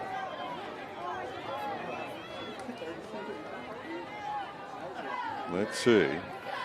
As they sort this one out, 59 seconds left in the first half. Cats had a productive drive going until the penalties hit here. Actually, we're able to. Oh, there you go. Holding on 79. The defense. What in the world? Holding on the defense. So, if that's the case, that would does that include an automatic first down? Not in high school. No, not in high school. But it's a holding penalty, so it's going to put you 4th and 10 instead of 4th and 5. 79. Who's 79 going to hold? Well, it had to be in the interior, right? So, there's no lineman there. You played on the line. You're not going out for passes. I don't know. I can hold you all day long. I'm just here telling you what I'm seeing. And I don't know what it doesn't make a lot of sense to me either. So the Cats are going to be the beneficiary of that one, although it's not going to give them a first down. It's going to give them a few extra yards to make it a little closer. 59 seconds left in the half. 4th down and 9 will be the call now. They're going to tack on a few more because actually the Cats gained a few yards on the play. And since it was a defensive penalty, then the down shouldn't count, right? You're right. He got to the original line of scrimmage. So they gave him 5 for the run. So now and then an extra 5 they get to redo the play though. No. Now they've changed the marker to 4th down. I don't know what these guys are doing. We're figuring it out. Probably a good time for a timeout for Cambridge because the Ravenna is going to take a timeout because they haven't figured out what's going on. Somebody should because I want to talk about it. We'll take a timeout. We'll figure it out. We'll be back right after this. You don't always think about it, but our military members surround us every day. Whether they're active duty, veterans, surviving spouses, these folks have given up a lot to keep us safe. Abel's Heating would like to thank those individuals who live in Muskingum, Guernsey, Morgan, Noble, or Perry County in the best way they know how, by providing warmth and comfort to 2 individuals in need of a new electric or gas furnace before winter begins. For more information and to complete an application before October 20th, visit heatforourheroes.com. Abel's Heating, Cooling, Electric, and Refrigeration. One company, one goal. Your comfort. Back in will face a 4th and 4 at the Ravenna 24-yard line in a drive that has been marred by penalties on both sides now, but a couple of that have hurt the Bobcats here in this drive. And right now a timeout on the field. Ravenna took the timeout. Cambridge still has 3 timeouts. Yeah, so the Bobcats can pick up a first down here. They've got 59 seconds and a pocket full of timeouts, but they've got to find a way to quit making mistakes here. Well, if they're going to keep the ball spotted where it is, it's only 4th and 5. So you have plenty of options as a 4th and 5 here. So to be able to roll more out and give him some space to run it if he has to. But I would go back to that little flare pattern to Kenworthy out in the flat. Yep. Give him that run pass option. That's right. Get him one-on-one with the defender. And he can break a tackle and be able to push it in. But you know, the timeout on the field is because there's just so much confusion. And the Ravenna coach is still down there talking to the officials, trying to get an explanation of what the heck happened. And I don't know how they can explain it to him because we couldn't figure it out. We can't. And, you know, we're pretty intelligent guys over here. So depends on who you ask about that. I'm sure your phone's blowing up now. You make a comment like that publicly, but 59 seconds remain here, still waiting. Yeah, at some point you have to move on here. You got to give him the explanation and well, move Coach on. Leake's out there as well. He wants to get a conversation with somebody too. Sure. They said you told him something. Would you tell him? Absolutely. So don't tell me. Because he wants to make sure that they're not going to move that ball back 5 more yards. 4th and 4 currently. Both teams have had their share of penalties in this first half. Currently 20-7. Ravenna, they don't want to see the Cats have an advantage and punch one in before halftime, even though the Ravens are going to have the first possession of the second half. And Coach Leake holding his team back here saying, wait a minute. we're not going out there yet till I get some clarification. And he probably wants to know why it isn't third down. If it was a defensive penalty, do you replay the down? These teams will work together. Well, you're not going to get both. You're going to get the result of the play, or you're going to get the penalty.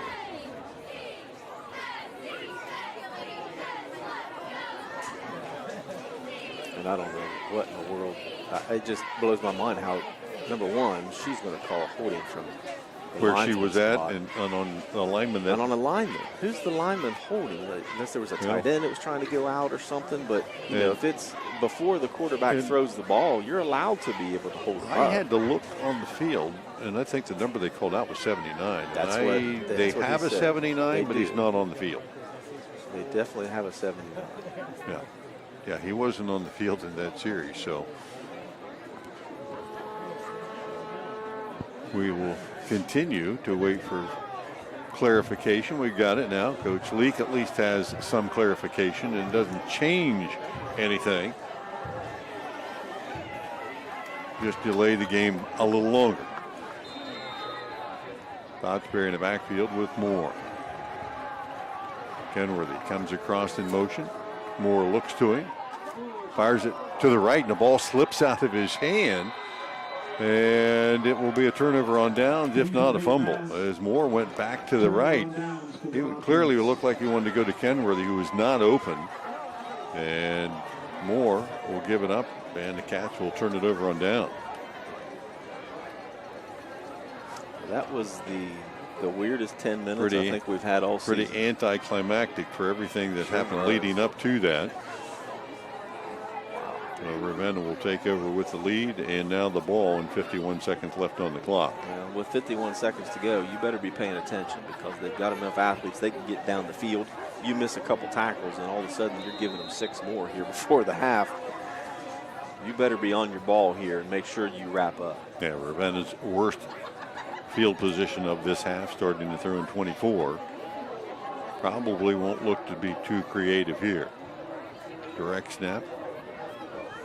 Handoff to Mitchell, and he'll work to the sideline and driven out of bounds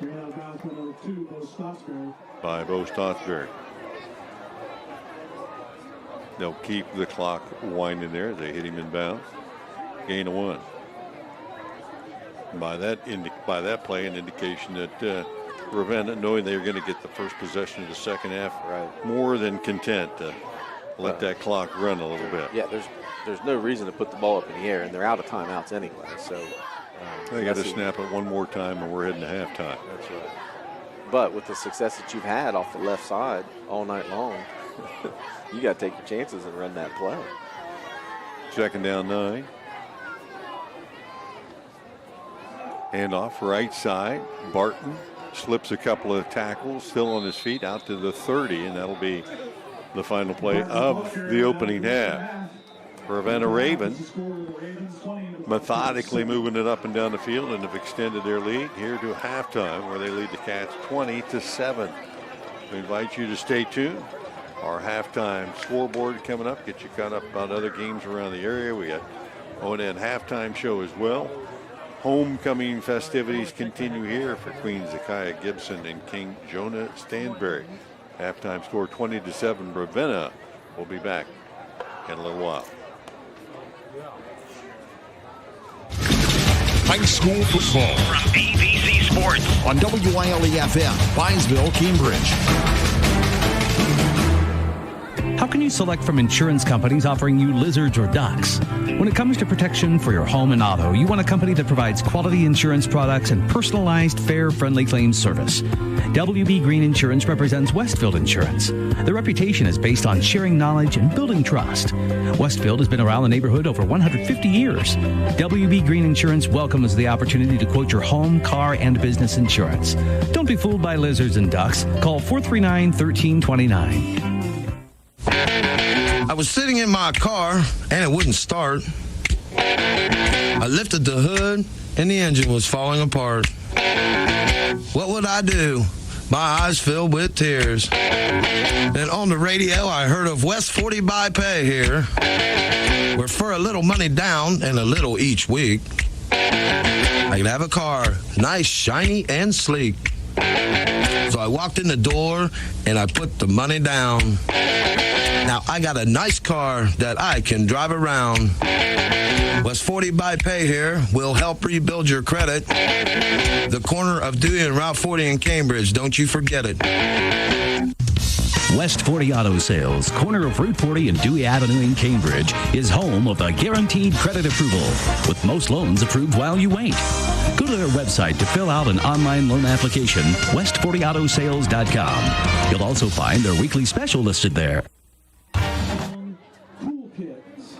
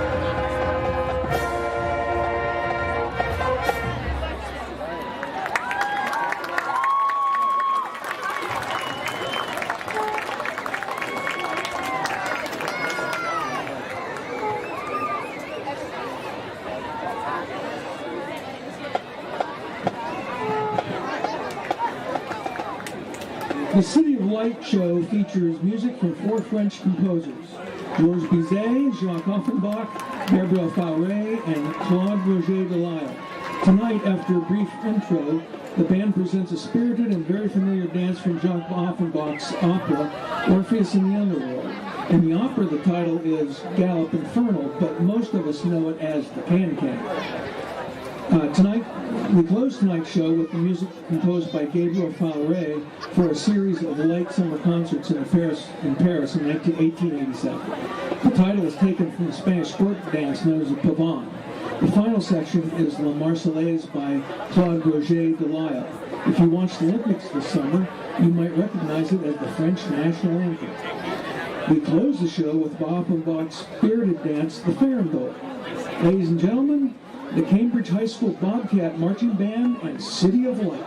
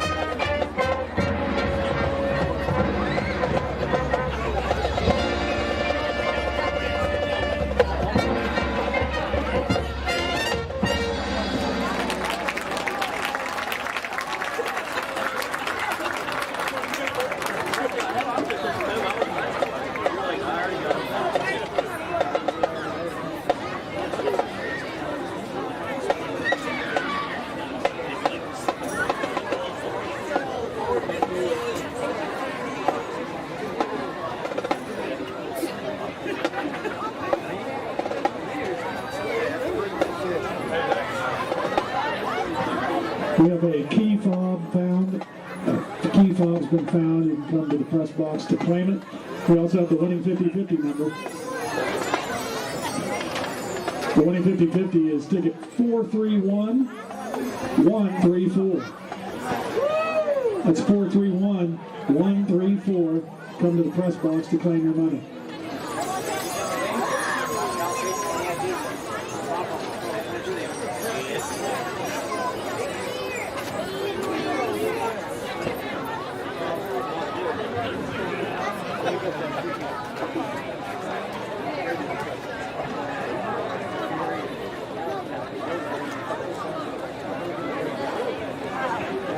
Welcome back to McFarland Stadium. Halftime here at Homecoming 21 for the Bobcats as they host the Ravenna Ravens. Halftime score has Ravenna on top 20-7 over the Bobcats here. As Cats came in 4-2, Ravenna at 3-3.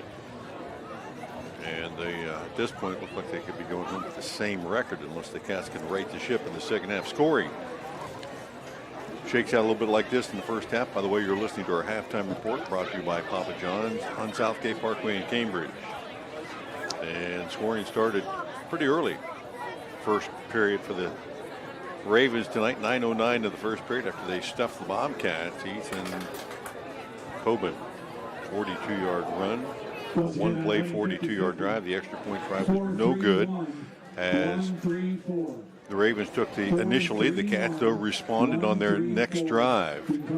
9 plays, 70 yards for Cambridge. Caden Kenworthy hauling in a short catch from Caden Moore and running 14 yards to the end zone. The extra point by Parsons made it 7-6. Cats stayed that way to the 11-minute mark of the second period. Coben, another run for a touchdown. This one a short one.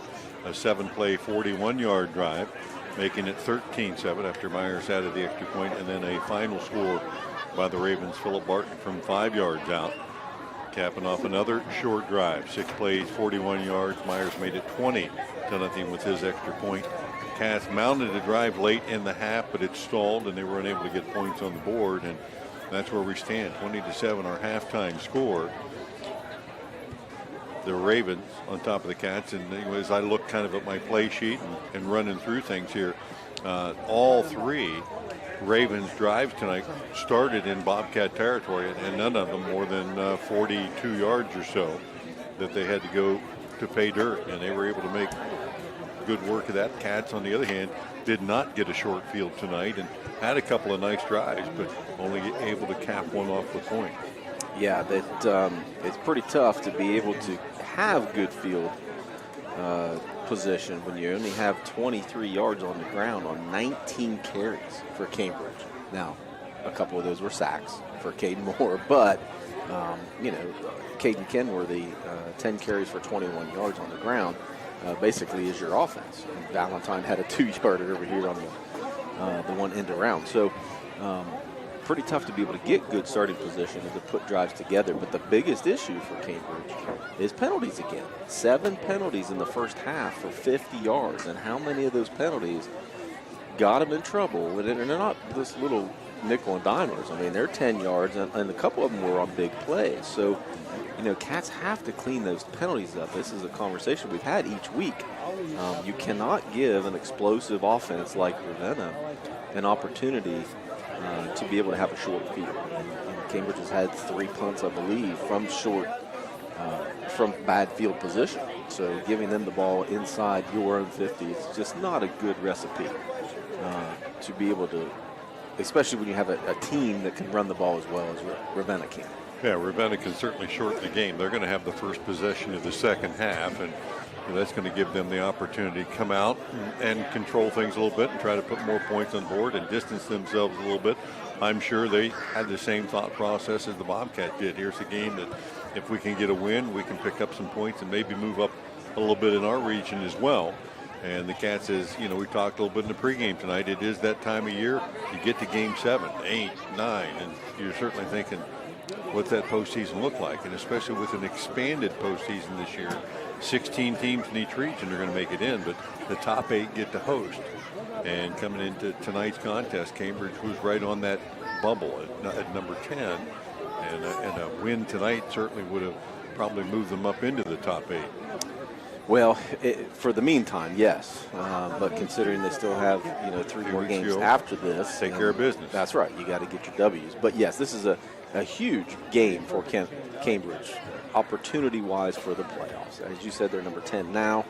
Not only is this a Division III school, but they also have 3 wins, and they're probably going to win out after this. So you're adding 6 wins to your second level points, plus getting an extra half a point for playing up a division. So a big opportunity for Cambridge. And look, they're going to have their hands full now, because knowing that Cambridge can score, and they can score in bunches, if you continue to struggle on the ground and continue with penalties, you're really going to continue to struggle scoring points, and 7 points is just not going to get her done. No, Cats have actually been able to put points on the board most of the season, and the defense the last couple of weeks have been pretty solid for the Cats. But tonight, that's not the case. They've not been able to slow down the rushing attack that not only has some power when you think of Coben and how he runs the ball, but the speed that they have on the edge with Barton and Henderson. They've been pretty effective there too.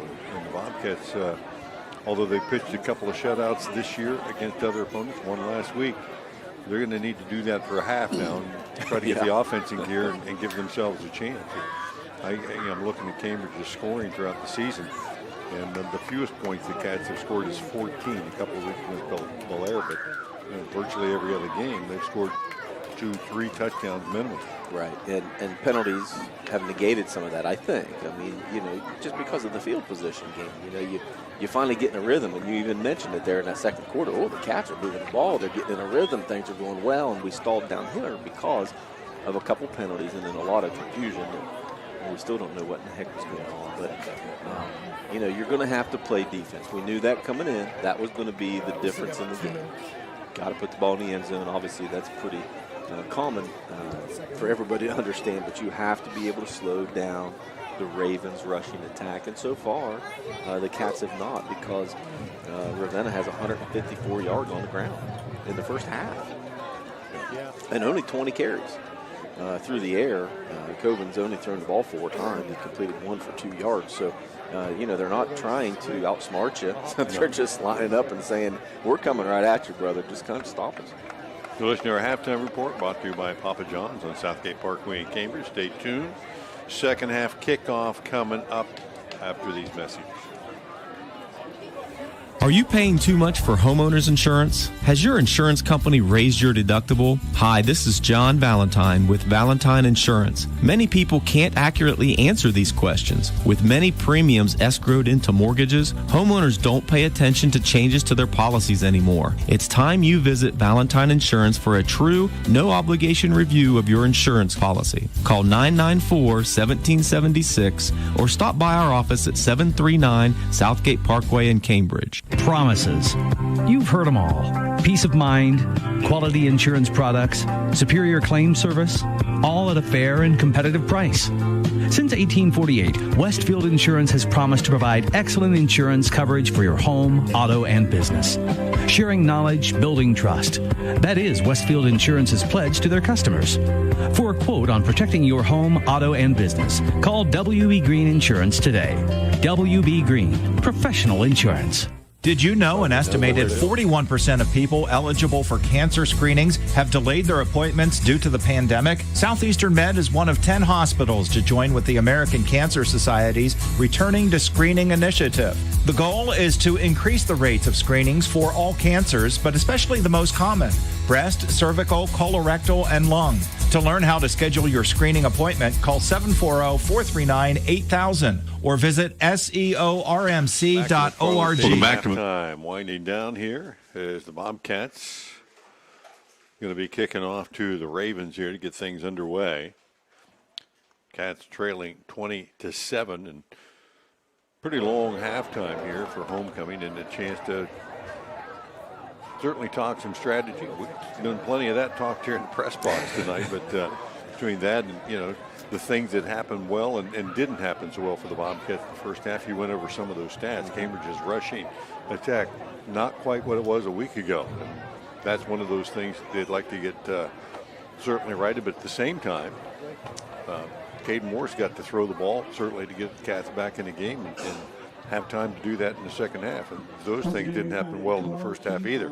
No, not real positive. Caden started out 0 for 3, but then he went on a hot streak of 5 in a row, and then a couple incompletions and a couple more completions. So 91 yards through the air for Moore on he's 6 for 13, and then Valentine had a 13-yarder to Trey Stottsbury as well. So have attempted 14 passes and 19 runs, but again, when you're putting yourself behind the 8 ball, they've had to punt 3 times as well. So, not real consistent on offense. It's kind of been hit and miss.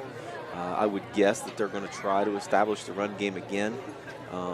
I think it appears that Cambridge can throw against Ravenna. They've had a couple guys open deep tonight. A couple drop balls and a couple guys that were open. To them. Right, and it's been a mixture of all those 3, but it looks like they can throw against them, even though Ravenna's pretty athletic, and especially in the defensive backfield. Maybe they thought that Cambridge was going to run a little bit more, so they were a little lax on the pass coverage. So interesting to see what's going to happen in this second half. Obviously, Cambridge has to score, and they've got to keep Ravenna out of the end zone. So interesting to see what kind of adjustments they made. Connor Theodosopoulos on to get things started with our Valentine Insurance kickoff. Valentine Insurance in Southgate Parkway in Cambridge. Back deep for the Ravens. Henderson, and we've seen his explosiveness, as is Barton. Phillips Barton has scored a touchdown tonight. He's got some quickness, and the other guy back here we haven't seen a lot of it, Makai O'Neill, but you got to believe he's back here for a reason as well. Well, the officials have not looked at the game clock yet. And this one's going to be squibbed on the ground by the Cats to one of the upbacks, and Cambridge just went ahead and kicked it, even though the officials weren't ready. Well, the officials handed him the ball, and they blew it in, ready to play. The clock wasn't ready, and I'm not sure that all the officials were either. You're right. The Cats kind of revealed. The Cats kind of revealed a little bit of their strategy there.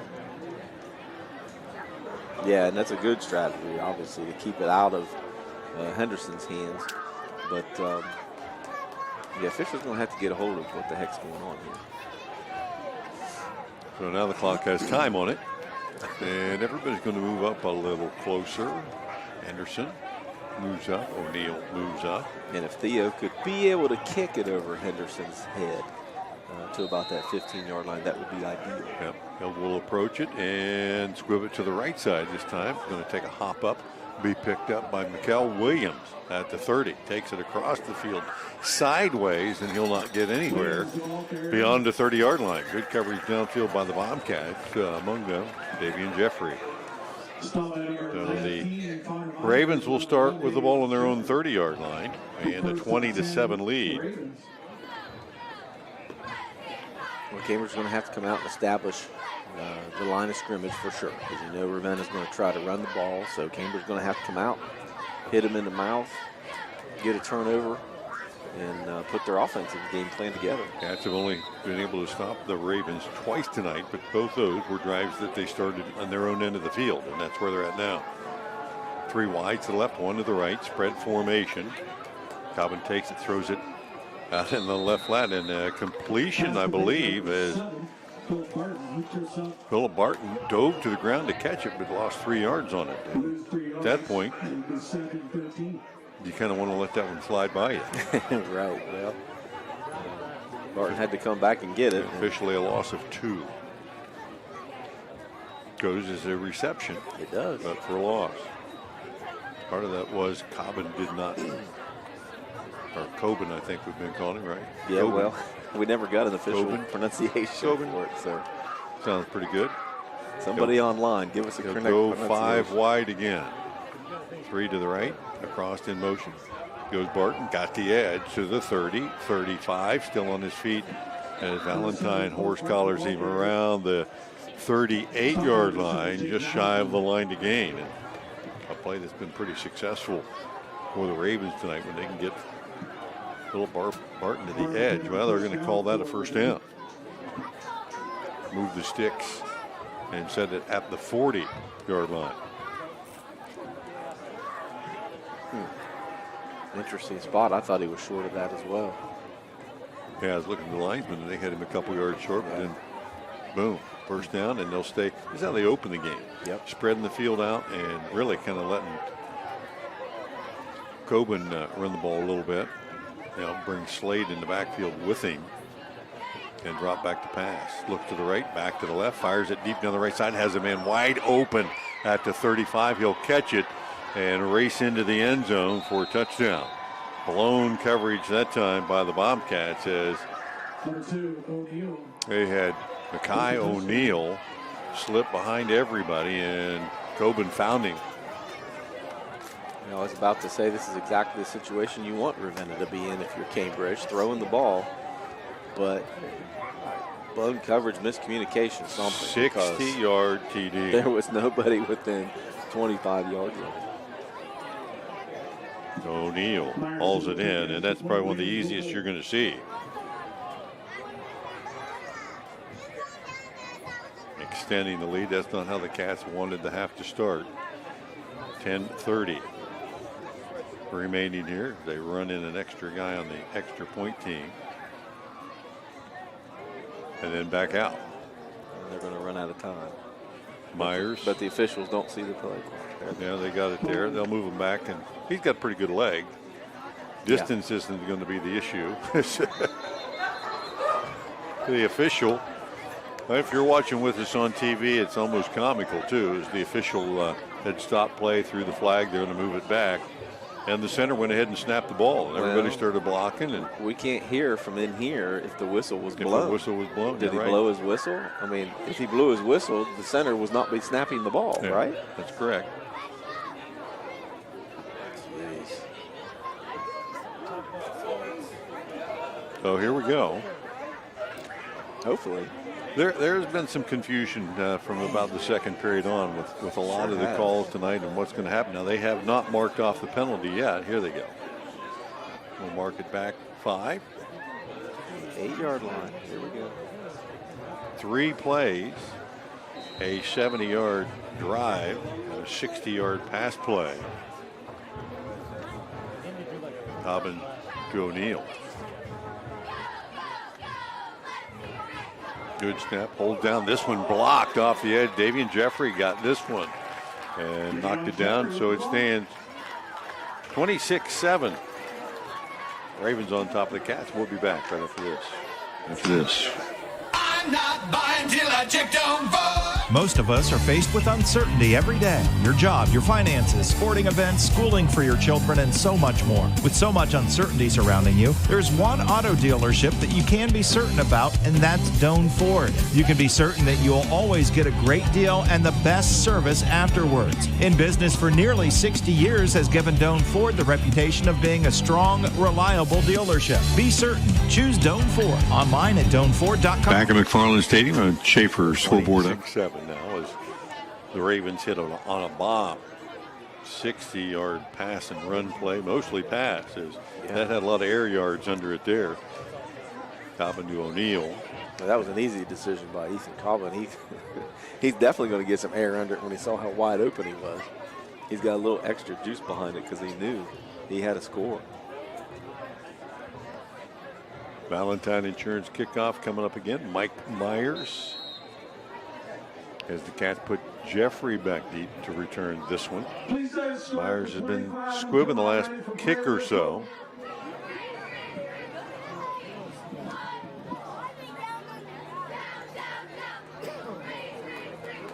And still waiting on the official signal to get things underway. And Jeffrey will go deep with this one.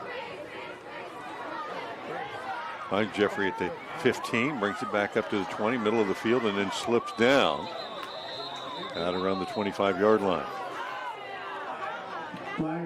And a flag comes in on the play.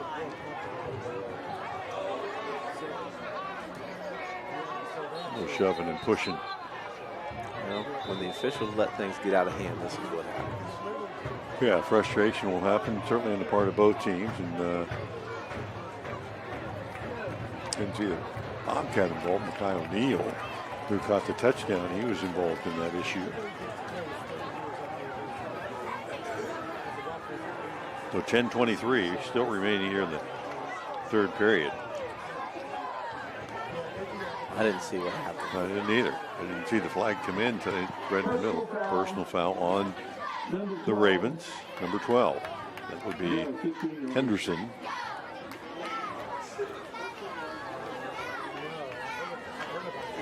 So the Cats will be the beneficiary of that. 8th penalty for Ravenna for 65 yards is what I've got. And for Cambridge, 7 penalties, 50 yards. This is the second penalty in the second half for Ravenna.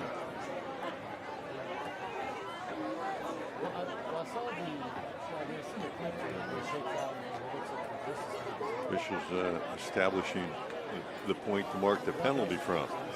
Mark it from the 25. That's where they need to mark it from.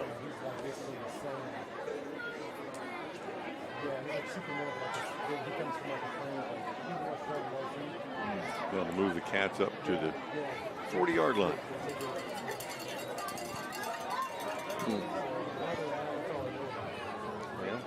10-23, plenty of time left to go here, partner, and the Cats have got to execute a little bit better. Plenty of time, but they're going to need it all, I think. Dotsbury and Kenworthy both in the backfield, 5-man defensive front. Moore will take the snap, flip it out to Kenworthy, and haul it in and get it across the 40. A little run pass option that time. That will gain positive yards for Cambridge. Kenworthy's 5th reception for 35 yards. Herman Treadwell gets up limping around a little bit. Treadwell's a big body. We haven't called his name a couple times, but he's 6'4", I think, something like that. 6'4", 175. Now down on the ground, grabbing his leg like he might be having a cramp. Looks like it. All the standing around. Yeah. So that's going to stop us again with 9:53 to go. Cats picked up about 3 on that play.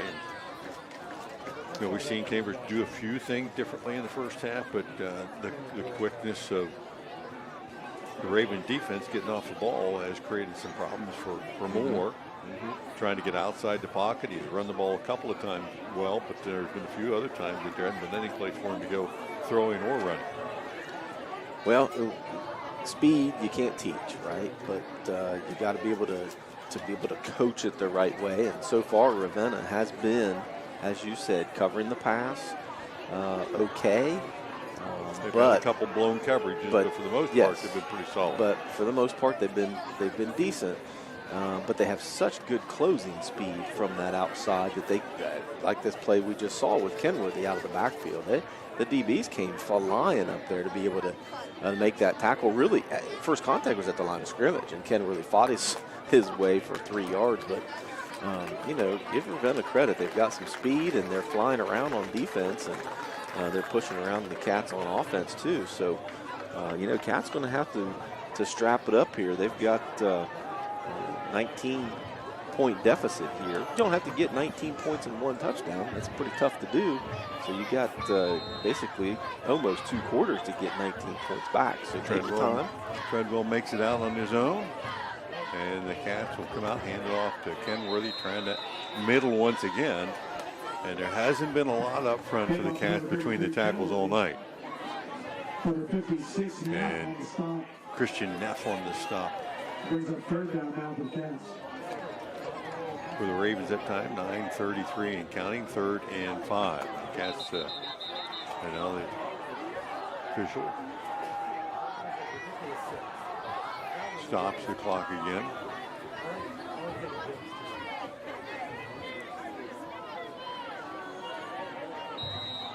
Ravens showing a 4-man defensive front. Bobcats with a 5-man with 5 receivers out. That one thrown to the left sideline marker.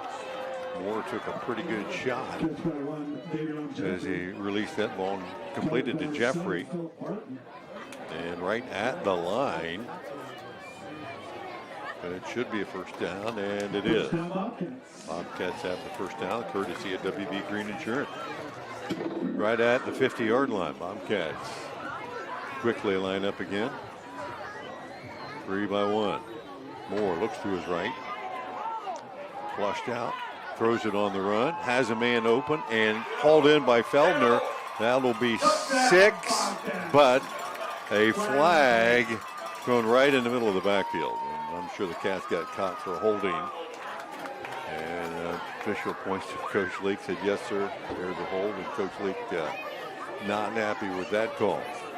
No, but he threw it before Caden released the ball. So he did. It was there. Holding 51 offense. You can't do that, son. The official with a little commentary on the play as well as the penalty. And again, the folks in the press box getting a kick out of that call too. That guy does know he's mic'd tonight, right? Well, I think maybe he knows, he did that because he knows he's mic'd. He knows he's mic'd, but he hasn't figured out how to turn the volume on and off yet. Yeah. So that's going to back the Cats up another 12 or so and take the touchdown off the board. That was a big play. And the Cats have had a couple of plays tonight. They've gotten behind the defense. Yep. And Feltner's found his way there. It'll be first and long, real long for the Cats. As Moore steps back to pass again. And down the left sideline, contested pass there. Barton and Davian Jeffries. Yeah, that's what Caden's got to be careful with. If he's going to floating it down there. That's right. It looks like there's another flag in the backfield too. Looks like it's probably going to be another hold. Yeah. Well, and you know, Moore's moving around an awful lot back there. And as a lineman, you have a sense of where your guy's at, and you're going to block to protect that spot. When he starts floating left and right, and your defender starts moving on you, then it's a huge that's going to create an issue. Sure, it's a huge advantage for the defense. Personal foul, defense, offsetting penalties. Yeah, personal foul both ways. So there's still some chippiness going on out there after enduring the play. That one called both ways. And a flag on the Bobcat sideline.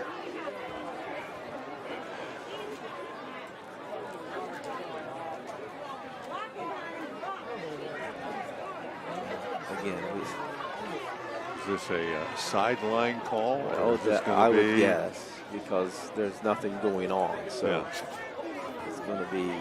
Unless somebody said something. A player could have said something as well.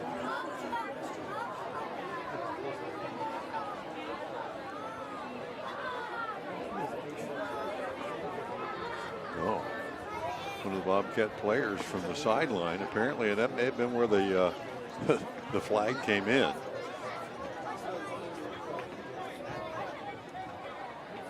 That has been sent to the locker room. So, a lot of frustration tonight and some unfortunate things happening, but the officials actually marking it. Dead ball, unsportsmanlike conduct number 2. That's his first court disqualification. Wow. Well, they called one on the defense. They were, a couple of the Ravenna DBs were over here jawing with each other, having a good time, you know, whatever. But they must have said something that the official didn't appreciate. I would guess probably something about the other team. So the Bobcats pick up an automatic first down with that penalty. Moving the ball to the 48, and the Cats will come out firing. Pass out to Stotsberry, catches it 50, 45, and inside the 40-yard line. Trey Stotsberry hauls it in and moves it down for another WB Green first down.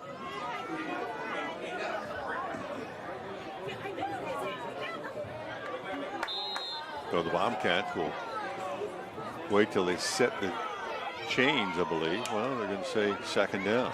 It was not a first down. I thought they had moved the sticks already. Yeah, they spotted it 1 yard short of the first down. Second and 1 from the 39. 8.5 still remains here in the third period. 26-7. Seems like it's been a long time since the Ravens scored. And it has. The Cats in the ensuing drive now starting at their own 35 after a penalty.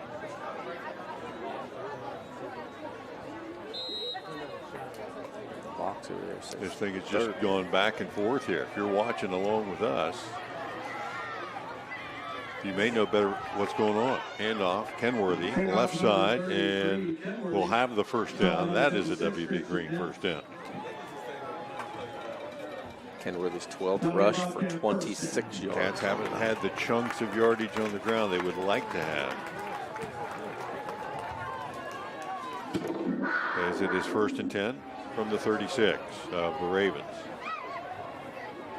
Again, Kenworthy testing the left side, and again, not much there. Cats trying to move the middle of that defense, and Isaiah Boyle right in the middle of it at 6'2" and 400 pounds. Yeah. He's not going anywhere. I don't think we have anybody that can move him.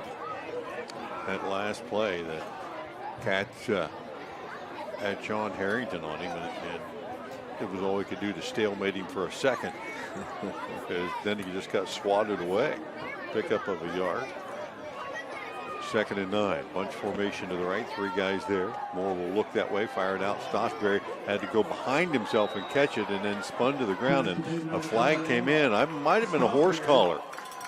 Stotsbury spun down by the back of his jersey, and the back judge actually threw that flag from pretty far away.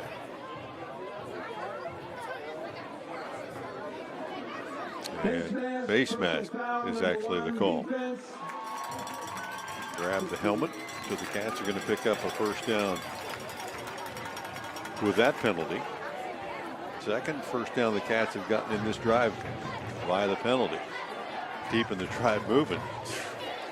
Cats offensively haven't been able to rip off chunks, but penalty-wise, actually it's the 3rd penalty on the defense in this drive. 1 to start the drive, and then 2 within it. Yeah, and they were all 15-yarders. Cats will flip the formation 3 wide to the left, 1 to the right. Moore again. Kenworthy, 20, and puts the ball on the ground and got back down on it again. That time he recovered his own fumble. Penalty, or the initial stop by Joe Holfman, and he was able to knock the ball out. But fortunately for the Cats, Kenworthy popped on top of it. Had a nice gain, got about 7 on the play. Inside the 20, near the 15. Carrying the ball. He had the ball on his inside arm where the defender was. That's what caused it. 5 wide receivers out. Moore under pressure is going to be spun down. Coming off the edge that time was Henderson, who had a couple of things to say out of earshot of the official. And drops the Cats back and makes it 3rd down, and now closer to the 15. Chambers started this drive at the 10:23 mark. It's coming up on the 6.5 mark. 3rd and long. Certainly 4 down territory for the Cats here, as Moore will take the snap, roll to his left, get to the corner, and flip it down the field. Had a man. Stotsbury got behind the defense, but Moore's pass led him too far and out of bounds, and the Cats now facing a 4th down and long, where you really don't have any choice here but to go for it. Oh, yeah, you have to, down 3 scores. And you'd like to have gotten about half of that yardage there and made this a little bit easier play.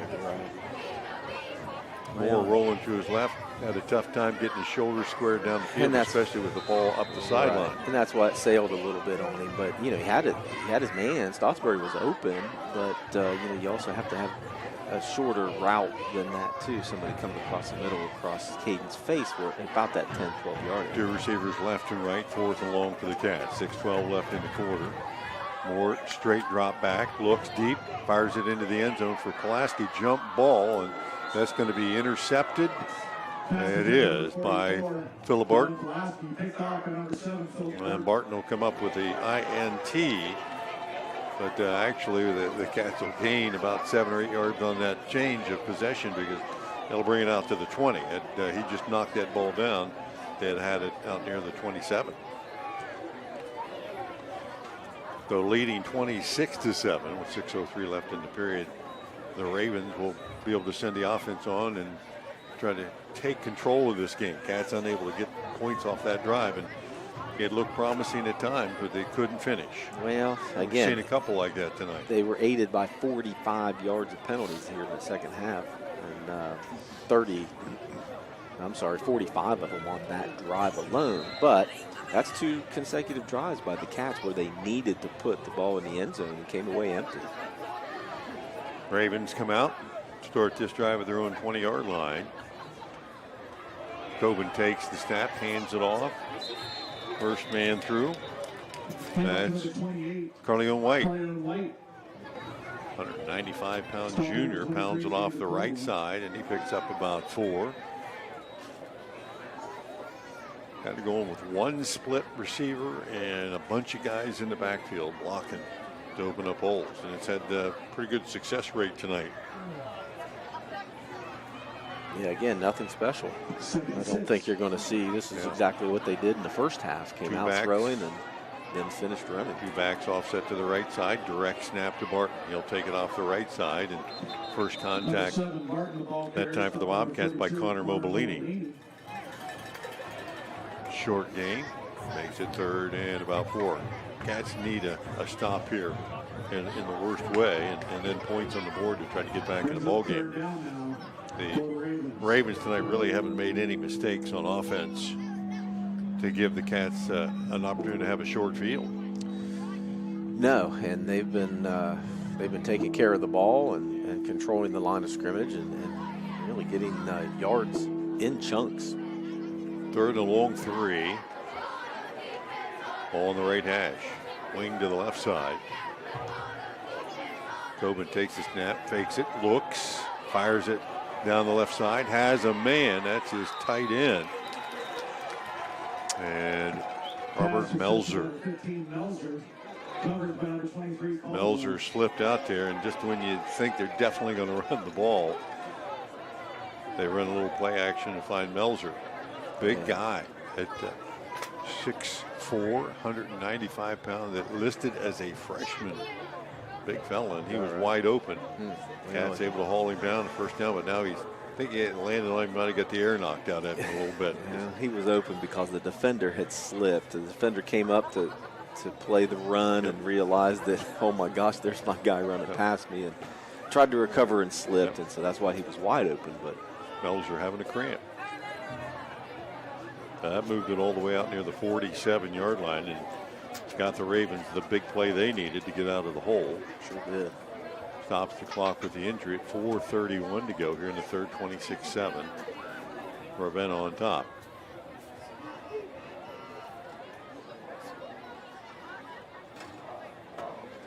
One of those nights for the Bobcats that they have, as last week's game kind of fired on all cylinders, this week's game, they're hunting for the cylinders to fire on. Yeah, it's been the exact opposite. That's Coben's 3rd completion in a row and 3rd in the second half.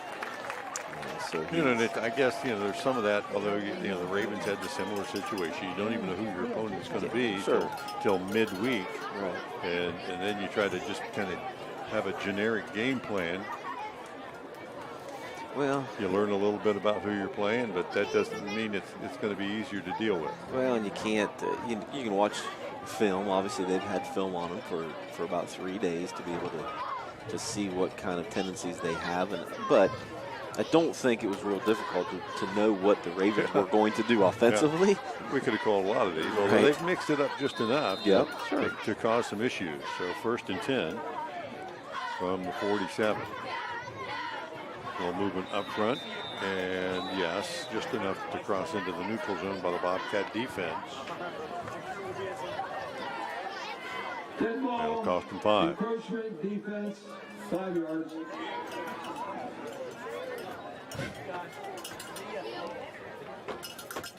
That'll move it into Cambridge territory. 1st and 5 now for the Bobcat 48-yard line.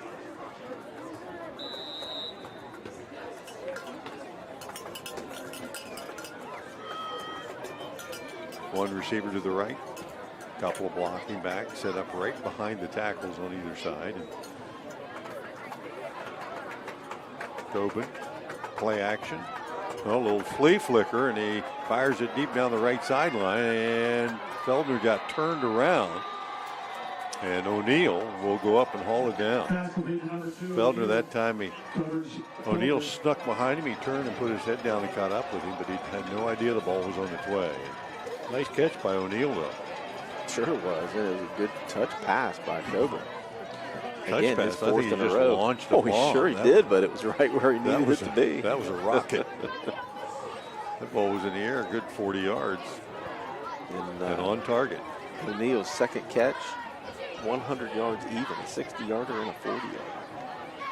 And back into that power look. They sucked the defense in pretty tight on this. Hand off right side, Mitchell. Short gain inside the 10 down to near the 7. Yeah, there's just enough explosiveness in this offense that you've got to be wary of it. And if it catches you on your heels, the power of it will knock you down. 2nd, 7. Mitchell coming out of the game. Mitchell's had 6 carries for 26 yards. That's his only carry here in the second half.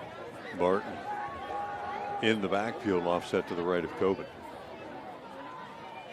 And he'll take the direct snap, working to the left side. Dips it in, back it out, and inside the 5 before he's finally brought down. Caldwell on the stop to stop the touchdown. I tell you what, again, Barton is so quick. Quick, and he's got some good moves. You see he's got a nice head shoulder fake to be able to dips it in, gets the defense, steps inside a little bit, and pops it back to the corner. And he's not a real big guy, so he's kind of hiding behind some guys going around the end. 3rd and goal from the 2-yard line. 26-7. And the Ravens looking to add one more. Coben. Handoff. Left side. And Mitchell went lateral, and the Bobcats will catch up to him in the backfield. Kenworthy on the first hit. And a loss on the play back close to the 5. And it looks like the field goal team may be heading in. Either that or we have a line change in a hockey game. I see Myers coming up with the tee. Yep, that'll be the case, as he'll put the tee down, left hash, on the 11-yard line. 21-yard attempt from the left hash. Plenty of leg. He's just got to kick it straight. Seen him a couple of times tonight, pop it through. Low snap, hold down. This one partially deflected, I think, by the Bobcats. And coming off the edge, 22. Yeah. Reed Johnson. So the blocked field goal attempt ends that thread. And with 1:35 to go, the Cats will take over, trailing 26-7 in the 3rd period. Hey, something to build on. Kept them out of the end zone. How about that? Yeah. No points on the board in that drive, although the Ravens 7 plays, 8 plays actually started at their own 20. About 5 minutes of clock up, and the Cats will get it back in the same situation they were in before. From their own 20, Moore back to pass, rolls to his right, nobody open, and forced out of bounds. He threw the ball away just as he went out of bounds, and now another cramp. Looks like Melzer again might be hurt here. So an official's timeout on the field. Bobcat training staff got to him pretty quick and working on that leg. And late in the season like this, you typically don't see a whole lot of cramping like this. But the beginning of tonight's game was around 70 degrees, but it's cooled down pretty quickly. Yeah, beautiful night for football. Nice fall night. First day of October. Fire in the end zone. I do. I think there might be one in my backyard here in a little bit. So they're going to work on Melzer on the near sidelines. Clock stopped with 1:25 to go here in the 3rd period. 26-7. Ravens on top. And we'll step out for a moment and be back right after this.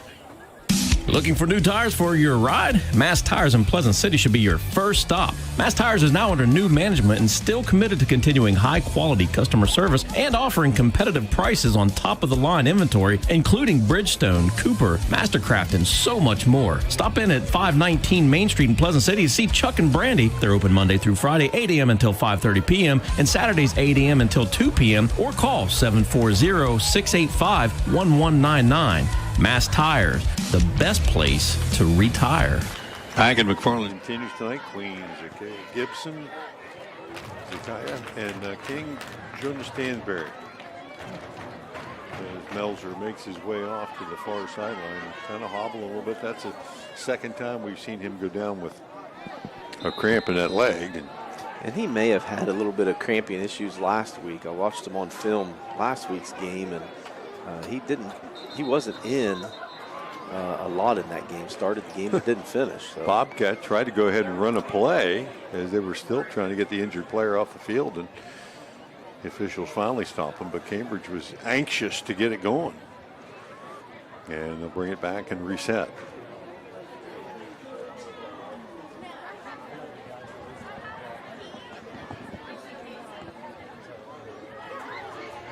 So first, we'll check that 2nd and 10. As the Cats have 2 receivers each side. If they stick with it, Stottsbury comes across in motion. He does. It's like an instant replay. And into the right flat. Moore rolls that way. Pressure flushes him out, and he fires it out intended on the outside for Stottsbury, but wide of the mark. And Moore just rolling far enough that he's bringing the defense into his face and causing some issues on the outside. He hadn't really settled himself back in the pocket and then looked down the field. Yeah, that particular play, he got some early pressure, so he saw him coming right from the get-go and didn't really have a chance to set his feet. But, Ravens are feeling pretty confident, obviously, at this point, bringing some backers and putting pressure on Moore, knowing he's got to throw. 4-man rush. Moore fires it down the middle of the field, and that ball came out funky as well and goes incomplete. I think it was tipped, or it looked like somebody hit his arm as he released the ball. 4th down. And Moore, a little frustration as he walks off the field here. Cats took that drive over with a minute 35 and only able to run about 20 seconds off and no yards gained. 4th and 10. Valentine in to punt the ball away. Henderson back deep with O'Neill. And Valentine will angle it away from him again, but this one's short and off the side of his foot. Bounces and takes a Raven bounce inside the 40. And once again, Ravenna with a big lead at 26-7 is going to have a short field to work. Yeah. 59 seconds left in the period, and Ravenna will have it at the Bobcat 37-yard line.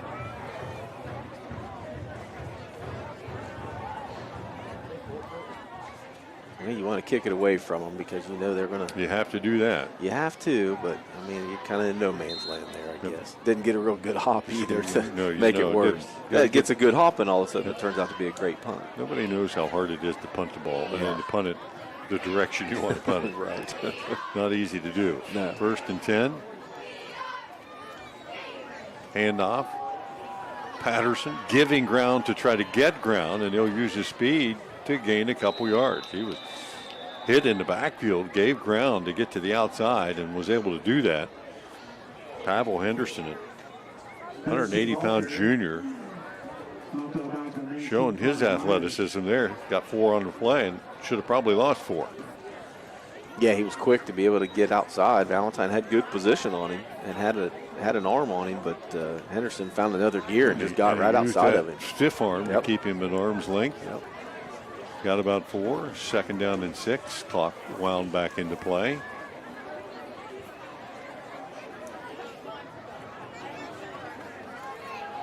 Tobin in the backfield with the fake and the keeper off the left side. Dips it in, back to the outside, 20, 25, or down to the 15, and still on his feet inside the 5. And what a load. Finally run out of bounds. Xavier Jones, I think, got there, but not until Coben carried most of the defense with him, and that'll end the 3rd period and puts the Ravens in the shadow of the Bobcat goalpost again. Heading to the 4th period, 26-7. Ravenna on top. We'll be back after this. Hi, there's Bill Arnett with the City Tire Pros Scoreboard Show. Fourth quarter, Zanesville leading Licking Heights 21-7. It's Ravenna in the third over Cambridge 26-7. Meadowbrook leading New Lex 14-0. John Glenn winning big at home over Riverview. Tri-Valley 45, Philo 14. It's Maysville and Sheridan in a good one. Sheridan 20, Maysville 14. That is a home game for the Generals. Malvern and Buckeye Trail coming back. It's 20-16 Malvern in the fourth. Buckeye Local 26, Caldwell nothing. Monroe Central 22 leading Shenandoah 14. 22-14 Monroe Central. West Elm leading Morgan 37-14. Coshocton shutting out Crooksville 32-0. Barnesville 37, Toronto nothing. Fisher Catholic now leading Rosecrans 38-20 late in the third. And Ridgewood 34, Sandy Valley 7. More scores in minutes on the Buckeye Tire Pros Scoreboard Show. I'm Bill Arnett, ABC Sports. McFarland Stadium, fourth quarter of action about to get underway, and it finds the Ravens of Ravenna in a familiar spot in the red zone of the Bobcats. They lead at 26-7 and facing first and goal from the Cambridge 4-yard line.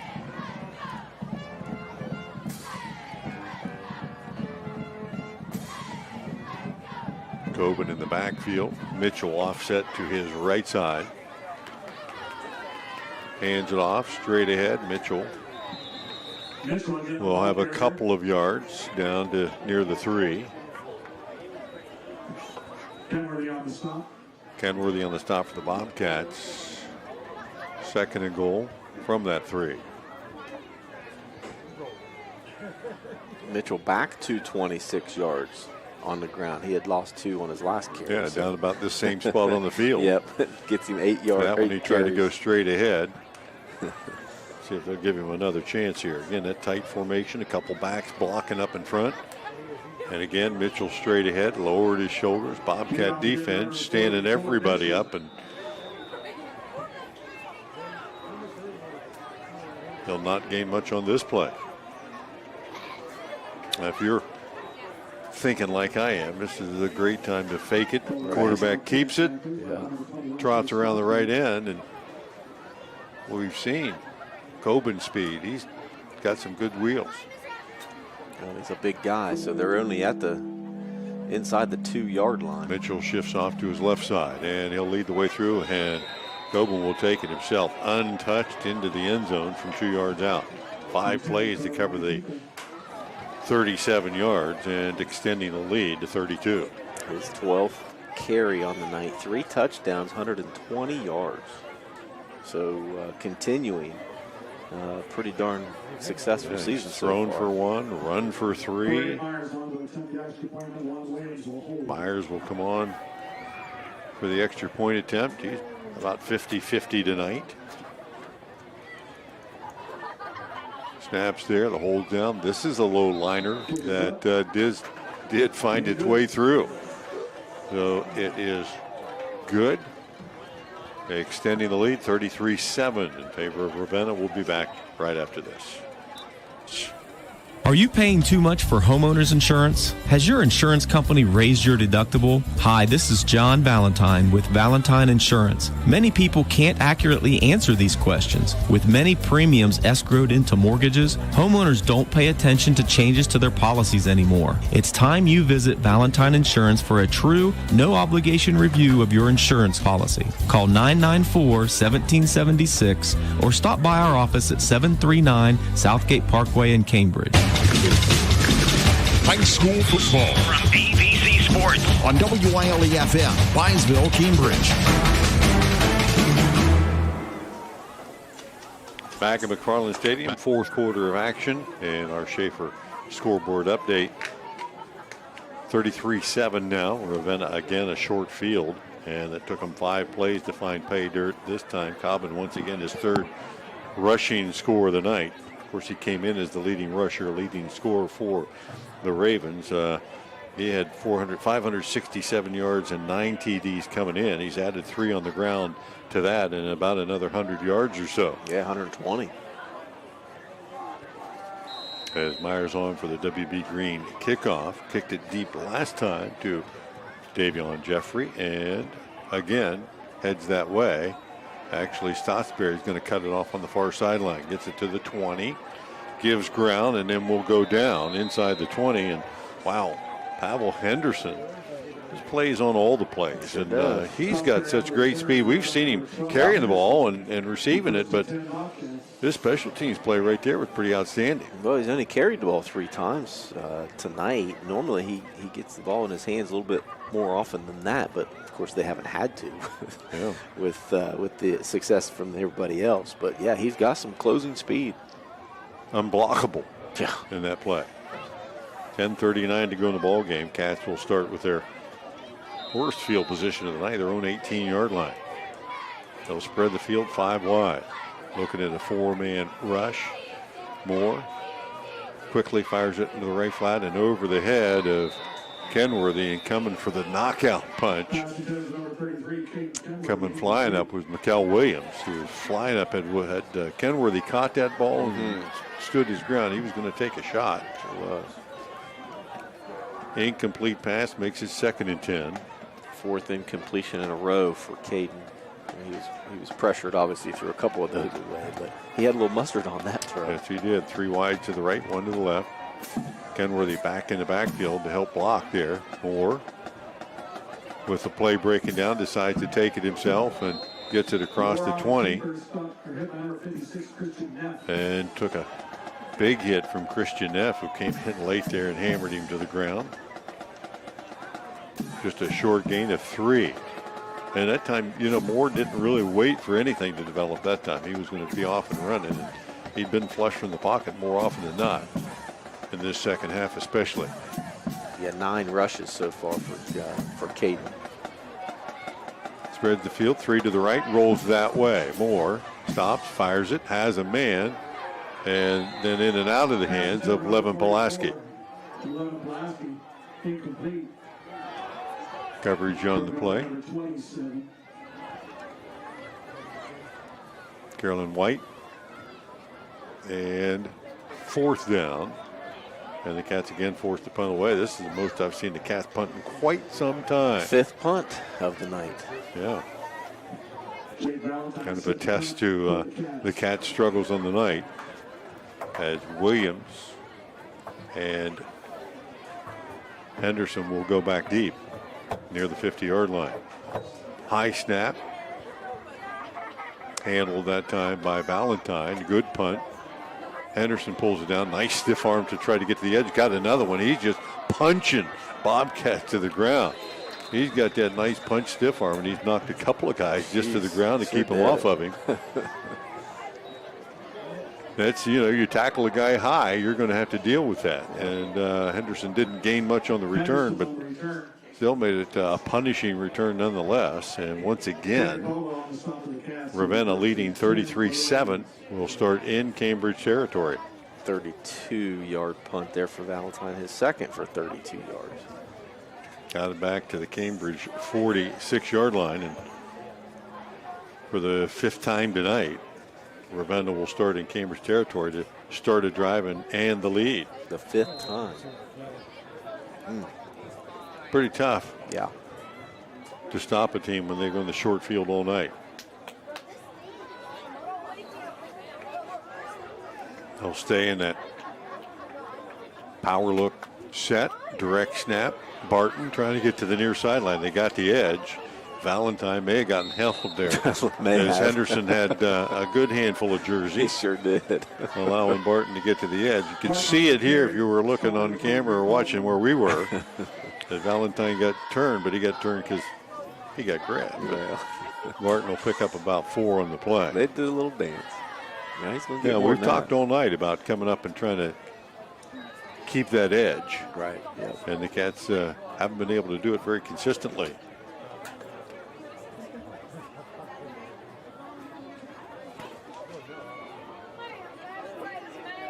Mitchell, offset to the right, and the backfield. Gets the handoff as Mikal Williams moves into the quarterback position on that play, and Mitchell will gain a couple and break it 3rd and short. It looks like we may have seen as much from Coben tonight as we will. Yeah, you would think that on this Williams drive, in there. you'd probably see some clean jerseys on this drive, I would think. And just like that, the Ravens did bring in a few fresh jerseys. Fresh linemen, a new receiver on the outside. Yeah. And a different quarterback in Mikael Williams. Cats showing blitz in the middle, handoff left side, trying to get to the corner. Was Carleone White, and he will not do that as the Cats will toss him backwards. Good job by Bo Stottsbury to hold his ground on that outside, and really White had nowhere to go. He couldn't pop outside like we've seen so many other times tonight. 4th and 5, and it does appear the special teams will come in and punt the ball away for the Ravens. Clock down to 7.5. And Coburn comes back in because he needs to get the punt off. Coburn this will be is his the punter. second punt of the night. Had one in the first period, and since then, a lot of scoring opportunities. Good takes the snap, high floating kick. Feldner calls for the fair catch on the 12, and we'll take it in. And the Cats trail 33-7, and with 7:11 left, just trying to get something positive started that might carry over into next week, you hope, right? Yeah, I mean, at this point, Cats have to put a couple wins together. We're talking about playoffs, number 10 in the seeding going into tonight. With a loss, you would assume would fall a little bit more. And really the way that the schedule works out, you would assume that they're going to put themselves in a position to win a couple of the last 3 games. So they really probably fall in that 14-15 range. Handoff. Kenworthy, he'll pop it through 20, 25, 30, out to the 35. Caden Kenworthy, his best run of the night. Still breaking tackles as the Bobcats came out, spread the defense out, and finally able to pop Kenworthy into the secondary. And their first down to this 4th period, courtesy of WB Green Insurance, gets him out of the hole, out to the 44-yard line. Best offensive play of the night for the Cats by a long shot. Well, it didn't close. 23-yarder there. 5 wide. Low snap. Moore will take it, step into it, fire it underneath, and finds his man, Levin Pulaski. And Pulaski will lower his shoulder and get to the first down markers again. Another WB Green first down and into Raven territory. And some white jerseys out there. Couple fresh ones. And nice to see Pulaski put his shoulder down and fight for the first down there. Gained a couple extra yards by running that DB over. 1st and 10. Moore again, pump fake, stepped up, fires it down the middle of the field, has Feldner wide open, hauls it in at the 10 and into the end zone. And I scan the field for Laundry and see nothing. 45-yard pass. Cats go 88 yards in 3 plays. Feldner, nobody around him. Hauled it in and scoots into the end zone. And really looked similar to what we saw in the first half from Feldner. He broke away early in the game for a touchdown that was called back because of a hold. Basically looked like the same play. Parsons on for the extra point attempt, puts it up and good. And 6:28 to go in the game, 33-14. Bobcats close the deficit a bit. We'll take the break and be back right after this. Feeding the world takes the work of a farmer. Patrons of Buckeye Mutual, your local Grinnell Mutual member insurance company, tips our hat to those who help ensure that we can all eat tomorrow. We are proud to offer the coverage farmers need to keep growing. So we're taking a moment to say thank you for planning our future. Trust in farming. Trust in Patrons Buckeye Mutual. Trust in tomorrow. Contact your Patrons Buckeye agent today at 638-3604. Trust in Tomorrow is a registered trademark of Grinnell Mutual Reinsurance Company. Back in McFarland Stadium, 6:28 left on the scoreboard. Bobcat take over on their own 12-yard line, and 3 plays later, pop it in the end zone, a 45-yard bomb. More to Owen Feldner. Will hauled it in and tiptoed into the end zone. And the Cats have closed the deficit 33-14 after the extra point was good.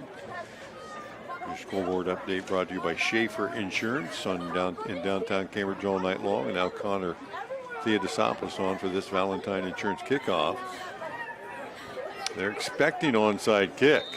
I'm not so sure that's happening right here, though. Is Theodosopoulos, well, he does squib it, and it goes on through and picked up by Philip Barton, who has the 45-50, and still on his feet near midfield. And down the left sideline, pops it down the sideline. Will he score? Feldner drags him out of bounds. Did he get in?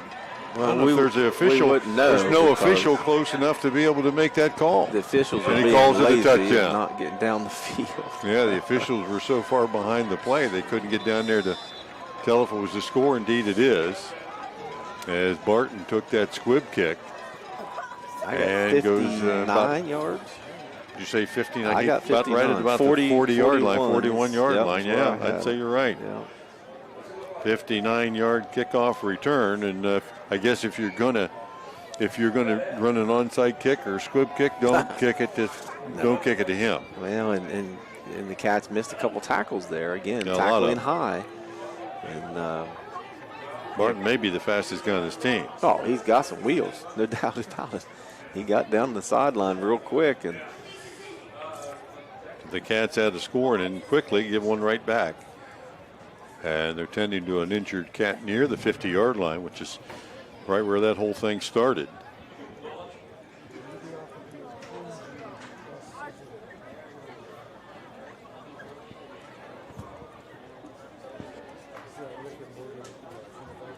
Yeah, I thought at that point, you can try the onside, but the way that they were set up to receive that, you might not just as good a job of kicking it deep and chasing it down. Right, sure.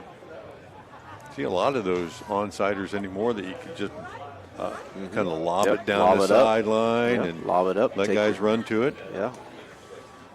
Man, it just like Xavier Jones for the Bobcats still being tended to on the field.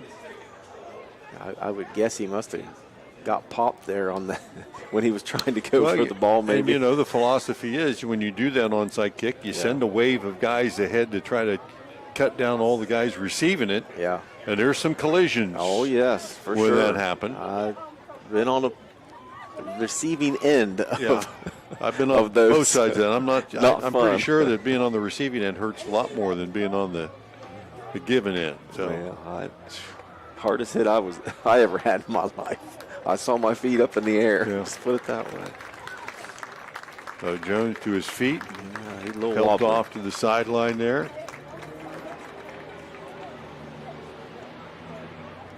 Certainly, kind of holding his head a little bit.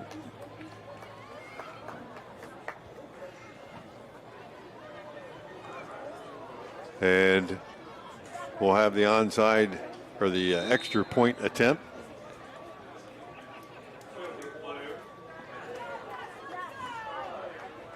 Myers will boot it up and through. A lot of scoring here late in this one as Myers tacks on the extra point, making it 40-14. We'll be back right after this. You can't do that, son. I'm not buying till I check on board.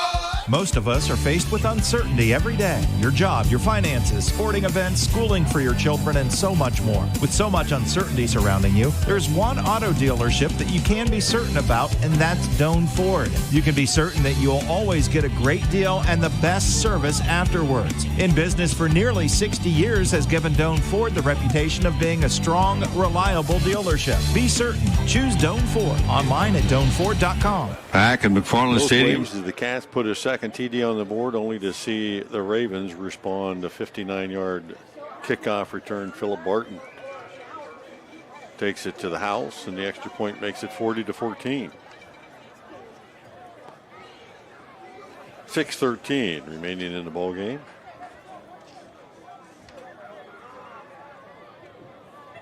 Last few games, we've seen scores just about everywhere you can see a score. We've seen a lot of ways Interception to score this returns, year. Yeah. kick returns, Fumble returns. you name it. We've seen several kickoff returns this year.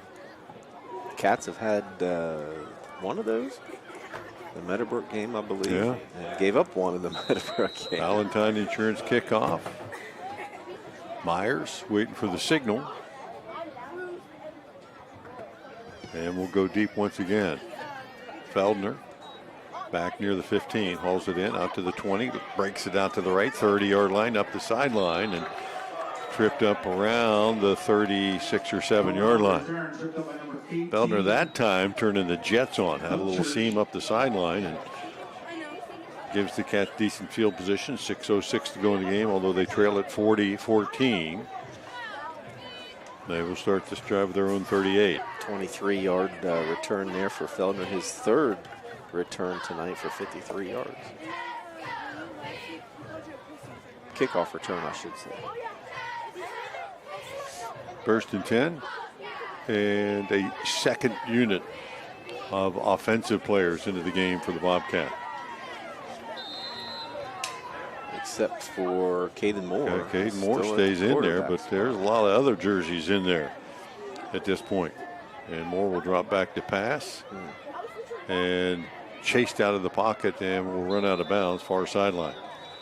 Now you kind of wonder about that decision. I would guess that's the one guy you don't want still on the field. You'd like to get your backup in there, but again, at this point, who might that be? Well, I think he's coming in right now. And you know who that is? I do. Number 7, Jake Valentine, will step in to be the backup quarterback, a position he relishes. Well, probably not the best guy to have there either, really. And he faces a 2nd and 13. He might get a couple of pass attempts in here in the last 6 minutes. Well, he can run the ball too, so that's probably what he will turn and hand off. Cody Quillen, Handoff number 11, Cody Quillen. who will get it for no gain.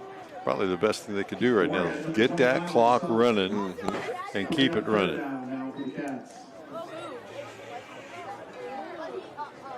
Well, we got Feldner in the game, and Caldwell's coming off. We still got Ogle and Feldner in the game. Yeah. Spreading the field out, 4 wide. Snap. Valentine wasn't ready for it, but it picks it up. And we'll run it for a first down and then some. Down the sideline, maybe to the house. No, one man to beat and chased down on the far sideline, Lorenzo Slade. But Valentine took a bad snap, actually a snap he wasn't ready for. Bounced off of him, he picked it up and just took off. Well, as I said, he can run the ball. He did there. He always has been a pretty solid runner. And you see he showed got a little speed. I didn't know he had that. I didn't either. He got down the sideline pretty good. First down. Thank you, WB Green Insurance. That happens sometimes when you're running for your life, right? I think there was a lot of adrenaline on that play. That's right. From the 25, and Ogle got a little head start. That might have been a pass play, the way Devin Ogle came off the line. Like I said, Feldner and Owen are still in there. Or Feldner and Ogle, I should say. The Bobcats will pick up a first down there, or a penalty. Cats' 10th penalty of the night. 10th penalty for 70 yards. That has contributed to some of their demise tonight. Certainly early. Hasn't been the only problem, but it has been part of it. That's right. Valentine catches this one, looks to pass it, fires it, and boy, had a lot of people around that ball and nearly picked off.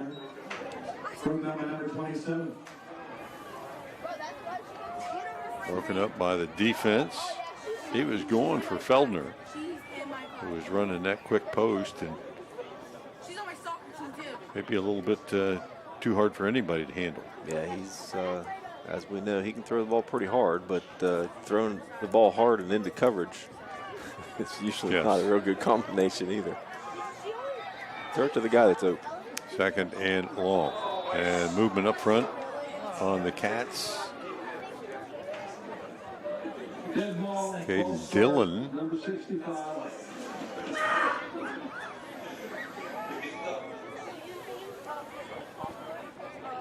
Backs the Cats up another 5. I think we go back to that broken play we had a couple of plays ago. Let's do that one again, right? That worked pretty well. 2nd and 20 from the right hash. Oh, guys, let's put it together here.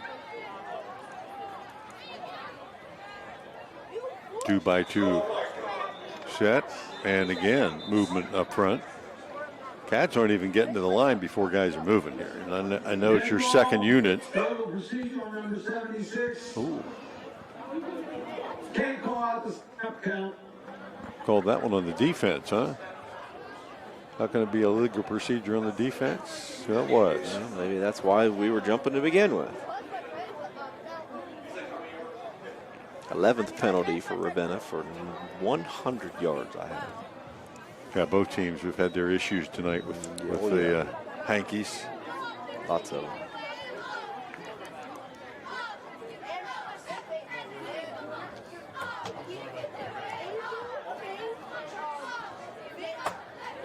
So now 2nd and 15. Valentine takes a snap. He'll follow blockers through. 25, 20, lowers his shoulders, has the first down, and then about a 18-yard gain. We might have found an answer to a question we didn't even have. Well, he's running aggressive. And the timeout there looks like another WB Green Insurance first down. And a player down on the field. Well, I haven't seen Valentine come off the field yet. So maybe that might be him as he lowered his shoulder and delivered the blow on the defense. And they'll tend to him. We'll take the timeout. 4:43 left to go in the game. Ravenna 40, Bobcats 14. We'll be back in a minute. Feeding the world takes the work of a farmer. Patrons of Buckeye Mutual, your local Grinnell Mutual member insurance company, tips our hat to those who help ensure that we can all eat tomorrow. We are proud to offer the coverage farmers need to keep growing. So we're taking a moment to say thank you for planning our future. Trust in farming. Trust in Patrons Buckeye Mutual. Trust in tomorrow. Contact your Patrons Buckeye agent today at 638-3604. Trust in Tomorrow is a registered trademark of Grinnell Mutual Reinsurance Company. Are you paying too much for homeowners insurance? Has your insurance company raised your deductible? Hi, this is John Valentine with Valentine Insurance. Many people can't accurately answer these questions. With many premiums escrowed into mortgages, homeowners don't pay attention to changes to their policies anymore. It's time you visit Valentine Insurance for a true, no-obligation review of your insurance policy. Call 994-1776 or stop by our office at 739 Southgate Parkway in Cambridge. Back at McFarland Stadium. Valentine, who gets up and makes his way to the sideline slowly. And they'll tend to him there. So it looks like Bryson Anderson. Yeah, Bryson Anderson steps into the quarterback spot. Fumbles the snap, picks it up, rolling to his left, flips it out in the flat, has a man, and completed to Reed Johnson. He'll haul it in down near the 9-yard line.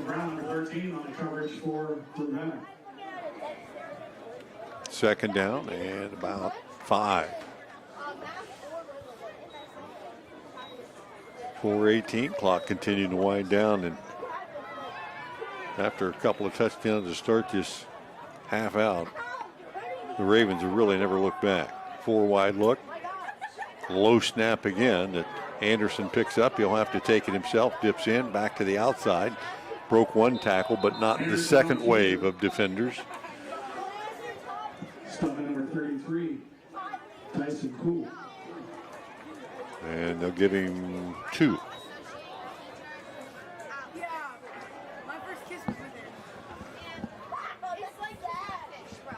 Couple of bad snaps in a row for Anderson, who had to go to his ankles to pick those up.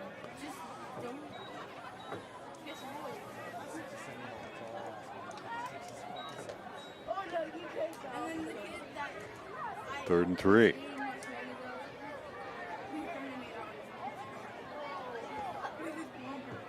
Anderson. Clayton Myers behind him. Takes a low snap again and has to run for his life and won't get much out of that. And a sack all the way back to the 16-yard line. Having an issue with the snap at this point. It was a little low, but it hit him in the hands that time. Yeah, coming back hard and low. You're right. They're not easy to catch, No. that's for sure. It's like that two-hopper to the shortstop. Yeah, you knew I couldn't field Just those. stick your glove down and, hey, it might be in there.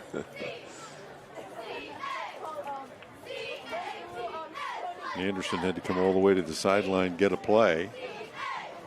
And now facing 4th and 11, head back out. 6 on the play clock, and the Cats may have to. No, they will not. They will take the flag. Unless they got a timeout. Yes, they did. Coach Leak will take it. We will too. 2 1/4 left to go here. We'll be back in 30 seconds.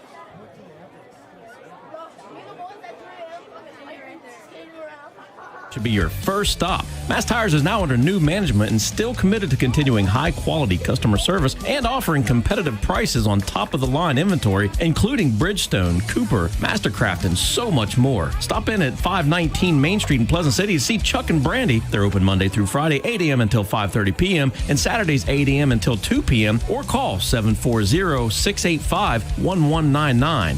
Mass Tires, the best place Back to at McFarland retire. Stadium, waning this homecoming contest. It's going to go the way of the Ravens of Ravenna. They'll go to 4-3. Bobcats are going to drop to 4-3 as Cambridge's second teamers facing a 4th and 11. Good snap this time. Anderson drops back, lobs it in the end zone. Jump ball and then knocked down. Intended for Devin Ogle. Good defense on the play. And the Bobcats will turn it over on downs with 2:14 left. And the Ravens a chance to run this clock out and get back on the bus. Cats back in action next Friday night. And I believe on the road again. Yep, to Warren.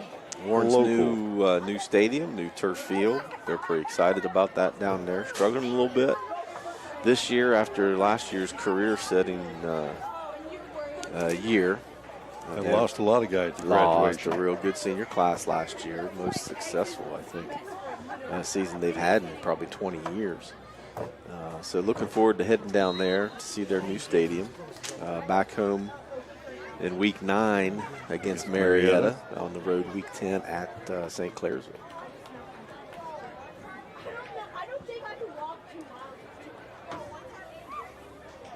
So Williams still the quarterback here. Will take the snap, hand off near side. White trying to get to the edge and will get it turned up the field for the Bobcats. Riley Wilson on the stop. White's third carry for 9 yards. Had a -4 rush on his second attempt, so that got him back to the positive. If you're joining us late tonight, it is homecoming, and Queen Zakiah Gibson and King Jonah Stanberry named at the beginning of the contest tonight. Was the highlight of the night. It definitely was the highlight of the night. And movement up front, little. I think they're taking a knee at this point, right? Well, trying to. But they didn't get that done well. Well, the officiating crew needs to step in and take care of that. Make sure it's done properly. But they haven't been on point at all tonight with anything else they've done. They didn't have the clock running. I mean, if they're downing it, they should be up there telling Mikel them. Williams looking around at the play clock and going to let it wind down before he takes a snap here. We're 1:17 and the play clock down to 10. Just need to do this a couple of times to get it rolling. Right. And with a little help from the officials, okay, Williams will take a knee on that one. And ought to be able to do this again and have it be done. Third down. One more of those ought to just about do it. That's correct.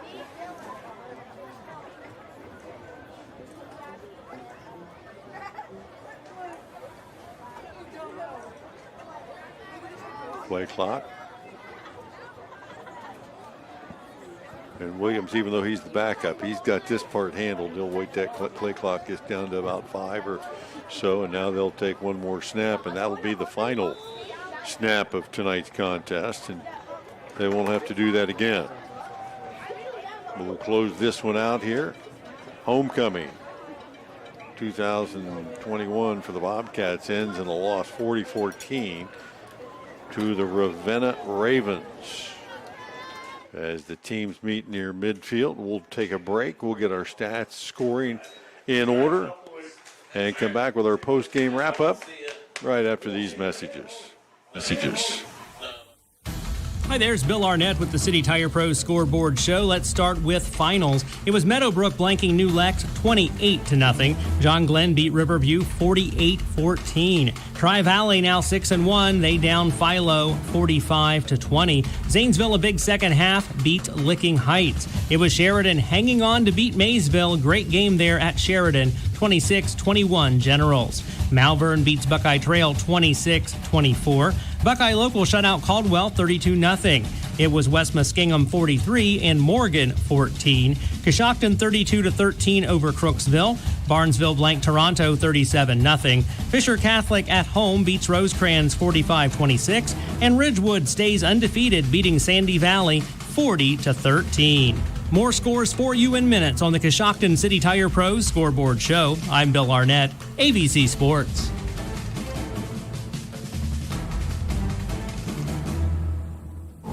Warning, this product contains nicotine. Nicotine is an addictive chemical.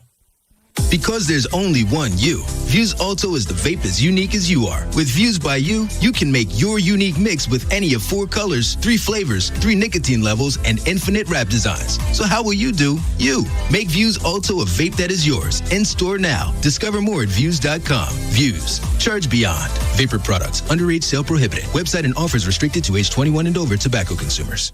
Okay, guys, we got to put our trays up for takeoff. Where's Dad? Oh, he's in the back. We could only get 3 seats together. Daddy has my pillow. We'll get it later. Can you not put your feet up, please? Why aren't we going?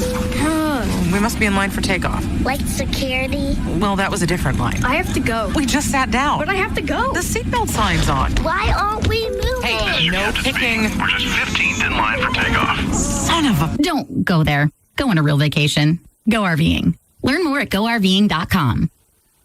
Susan, it's so great to finally be able to get together again. Oh, it sure is. And I really appreciate you picking up the bill. I'm happy to. I've got the extra cash. Since we've all been driving so much more again, I've been using Get Upside, the free gas app that pays you cash back for every gallon of gas you buy. Wait a minute. Are you saying you actually get paid cash when you buy gas with the Get Upside app? Yes, up to 25 cents a gallon. Cash back every time I buy gas. Does that actually add up to anything? Some months I make $200 to $300. Wow. That's serious extra cash. I'm downloading the free Get Upside app now. Download the free Get Upside app now in the App Store or Google Play to save up to 25 cents a gallon when you buy gas. Use promo code GREAT for a 25 cents a gallon bonus on your first tank. That's up to 50 cents a gallon on your next fill up. You can cash out anytime to PayPal or an e-gift card for Amazon and other brands. Just download the free Get Upside app and use promo code GREAT for a 25 cents a gallon bonus on your first tank. That's code GREAT.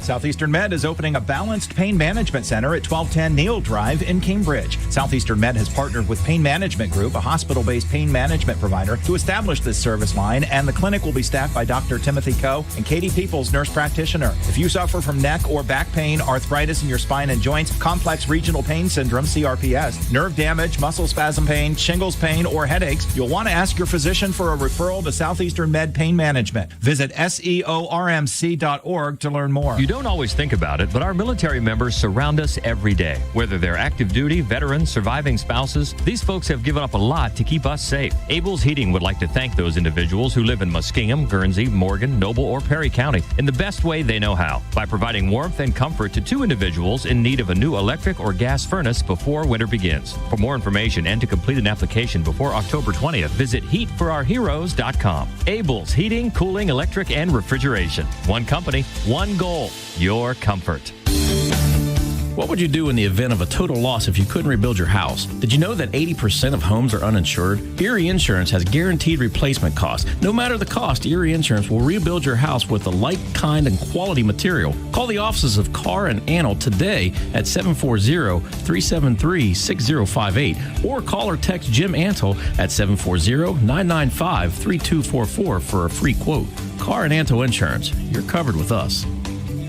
Are you paying too much for homeowners insurance? Has your insurance company raised your deductible? Hi, this is John Valentine with Valentine Insurance. Many people can't accurately answer these questions. With many premiums escrowed into mortgages, homeowners don't pay attention to changes to their policies anymore. It's time you visit Valentine Insurance for a true, no-obligation review of your insurance policy. Call 994-1776 or stop by our office at 739 Southgate Parkway in Cambridge. High school football From ABC Sports. on WILE-FM, Byesville, Cambridge. McFarland Stadium, our post-game wrap-up brought to you by Doan Ford tonight. I want to thank all of our game sponsors tonight, including Valentine Insurance, Doan Ford, Buckeye Patrons, Buckeye Mutual Insurance Company, WB Green Insurance Company, Abel's Heating and Cooling, West 40 Auto Sales, Southeastern Med, Mass Tire, and Papa John's of Cambridge. As we wrap this one up, a Bobcat loss tonight to the Ravenna Ravens, 40-14.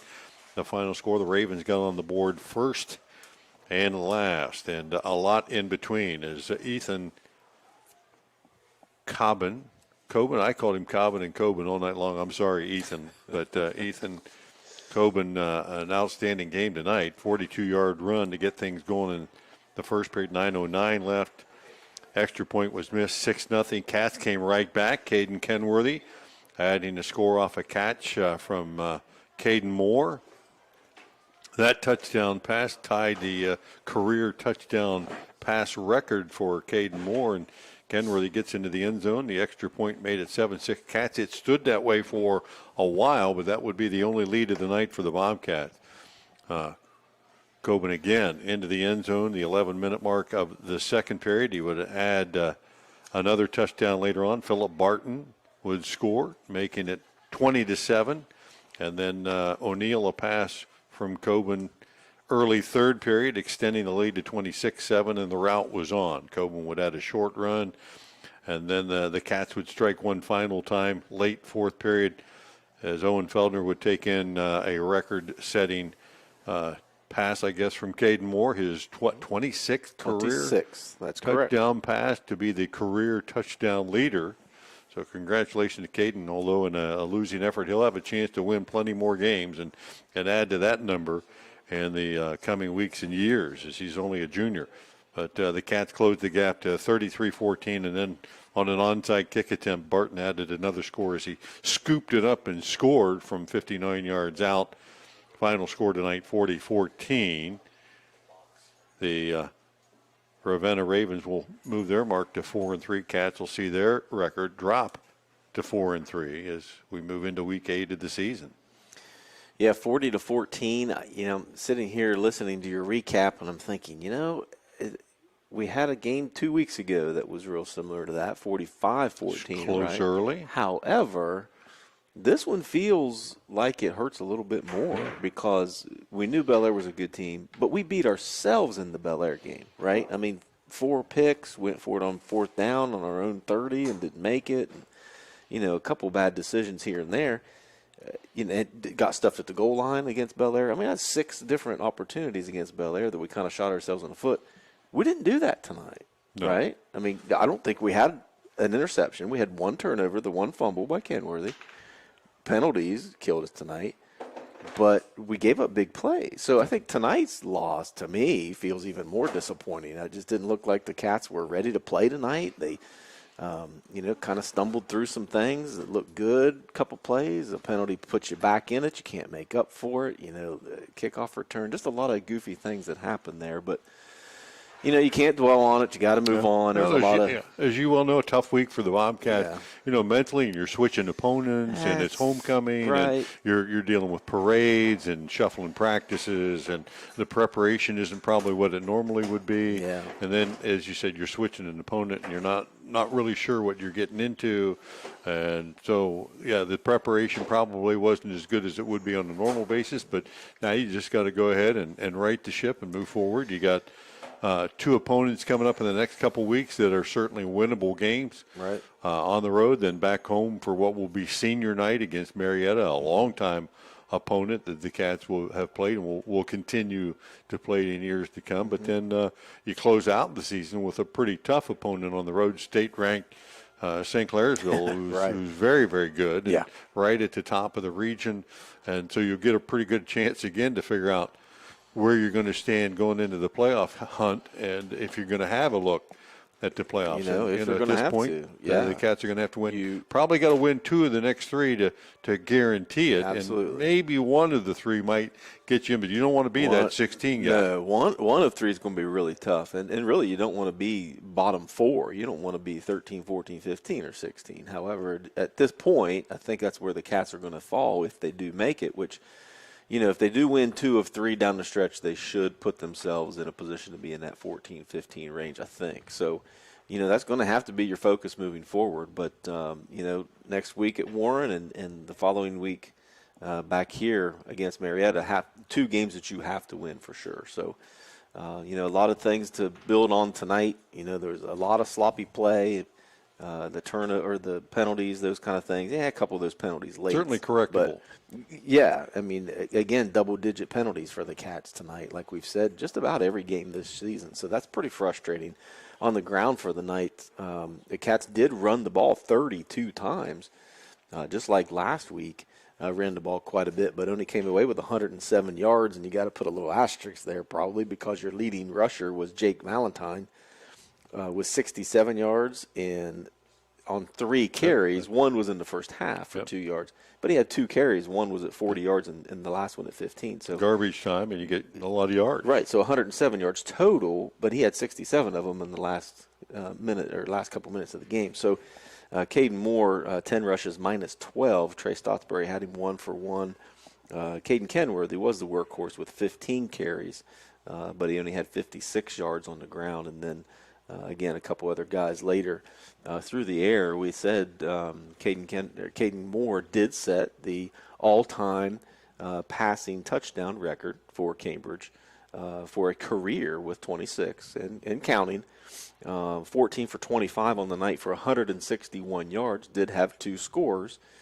Jake Valentine 1 for 2 for 13, and Bryson Anderson got him a completion, first varsity completion in his career, 1 for 2 for 5 yards. Leading receiver was Kenworthy with 5 catches for 35. Levin Pulaski, 4 for 49. That's nice. And then Owen Feldner got him a TD there in the second half. 1 catch for 45 yards, that TD. Kenworthy also had the touchdown, as you mentioned. Our sponsors each week sponsor a couple of those plays. One, the play of the game, sponsored by West 40 Auto Sales, and we appreciate that. And that would be that big play. The Cats struggled to try to get back into it, but a glimmer of hope that they really didn't have a lot of continuity tonight in the offense. That maybe before halftime we saw a little rhythm there, and then some penalties, and the end of that first half ended badly. But the 45-yard pass from Moore to Feldner was really a thing of beauty, and we had some guys open tonight that we weren't able to connect with, but that was one. So that's our West 40 Auto Sales play of the game. Our drive of the game, always sponsored by patrons Buckeye Mutual Insurance Company. The Cats had a really productive drive early in the game to take the lead. 9 plays, 70 yards, capped off by the pass from Moore to Caden Kenworthy. And that gave Cambridge a 7-6 lead that didn't last very long. But, you gotta like the effort there and the opportunity to try to take the lead. I give credit really tonight. I think Ravenna beat the Bobcats in the trenches on both sides. For sure. They dictated the play up front. And on both the offense and the defensive lines, and that sets the tone. And the Cats were scrambling from then on.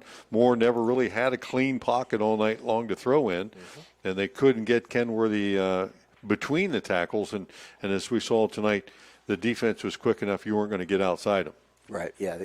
I think that was the key. Defensively for Ravenna, they were quick, and they were big up front. I mean, they controlled the line of scrimmage. You know, you can't win football games at any level unless you have good line play. And the Cats just got out-muscled a little bit tonight, and they set the tone early.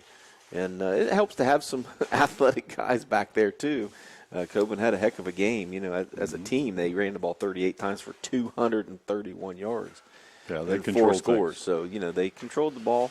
And, you know, that threw it when they wanted. They were very successful on offense, and they played a good game on defense, too.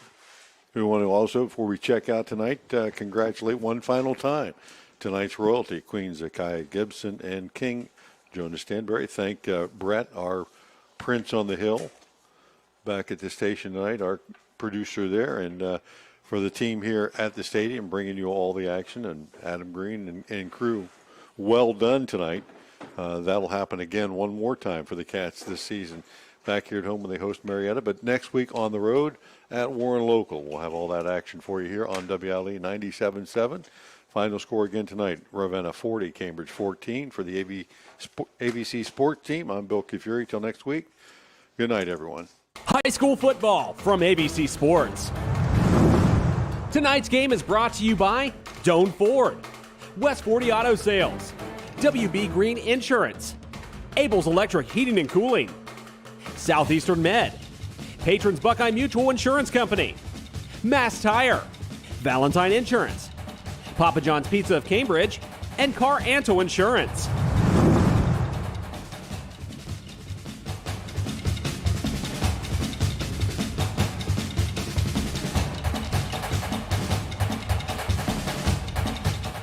This has been a presentation of ABC Sports.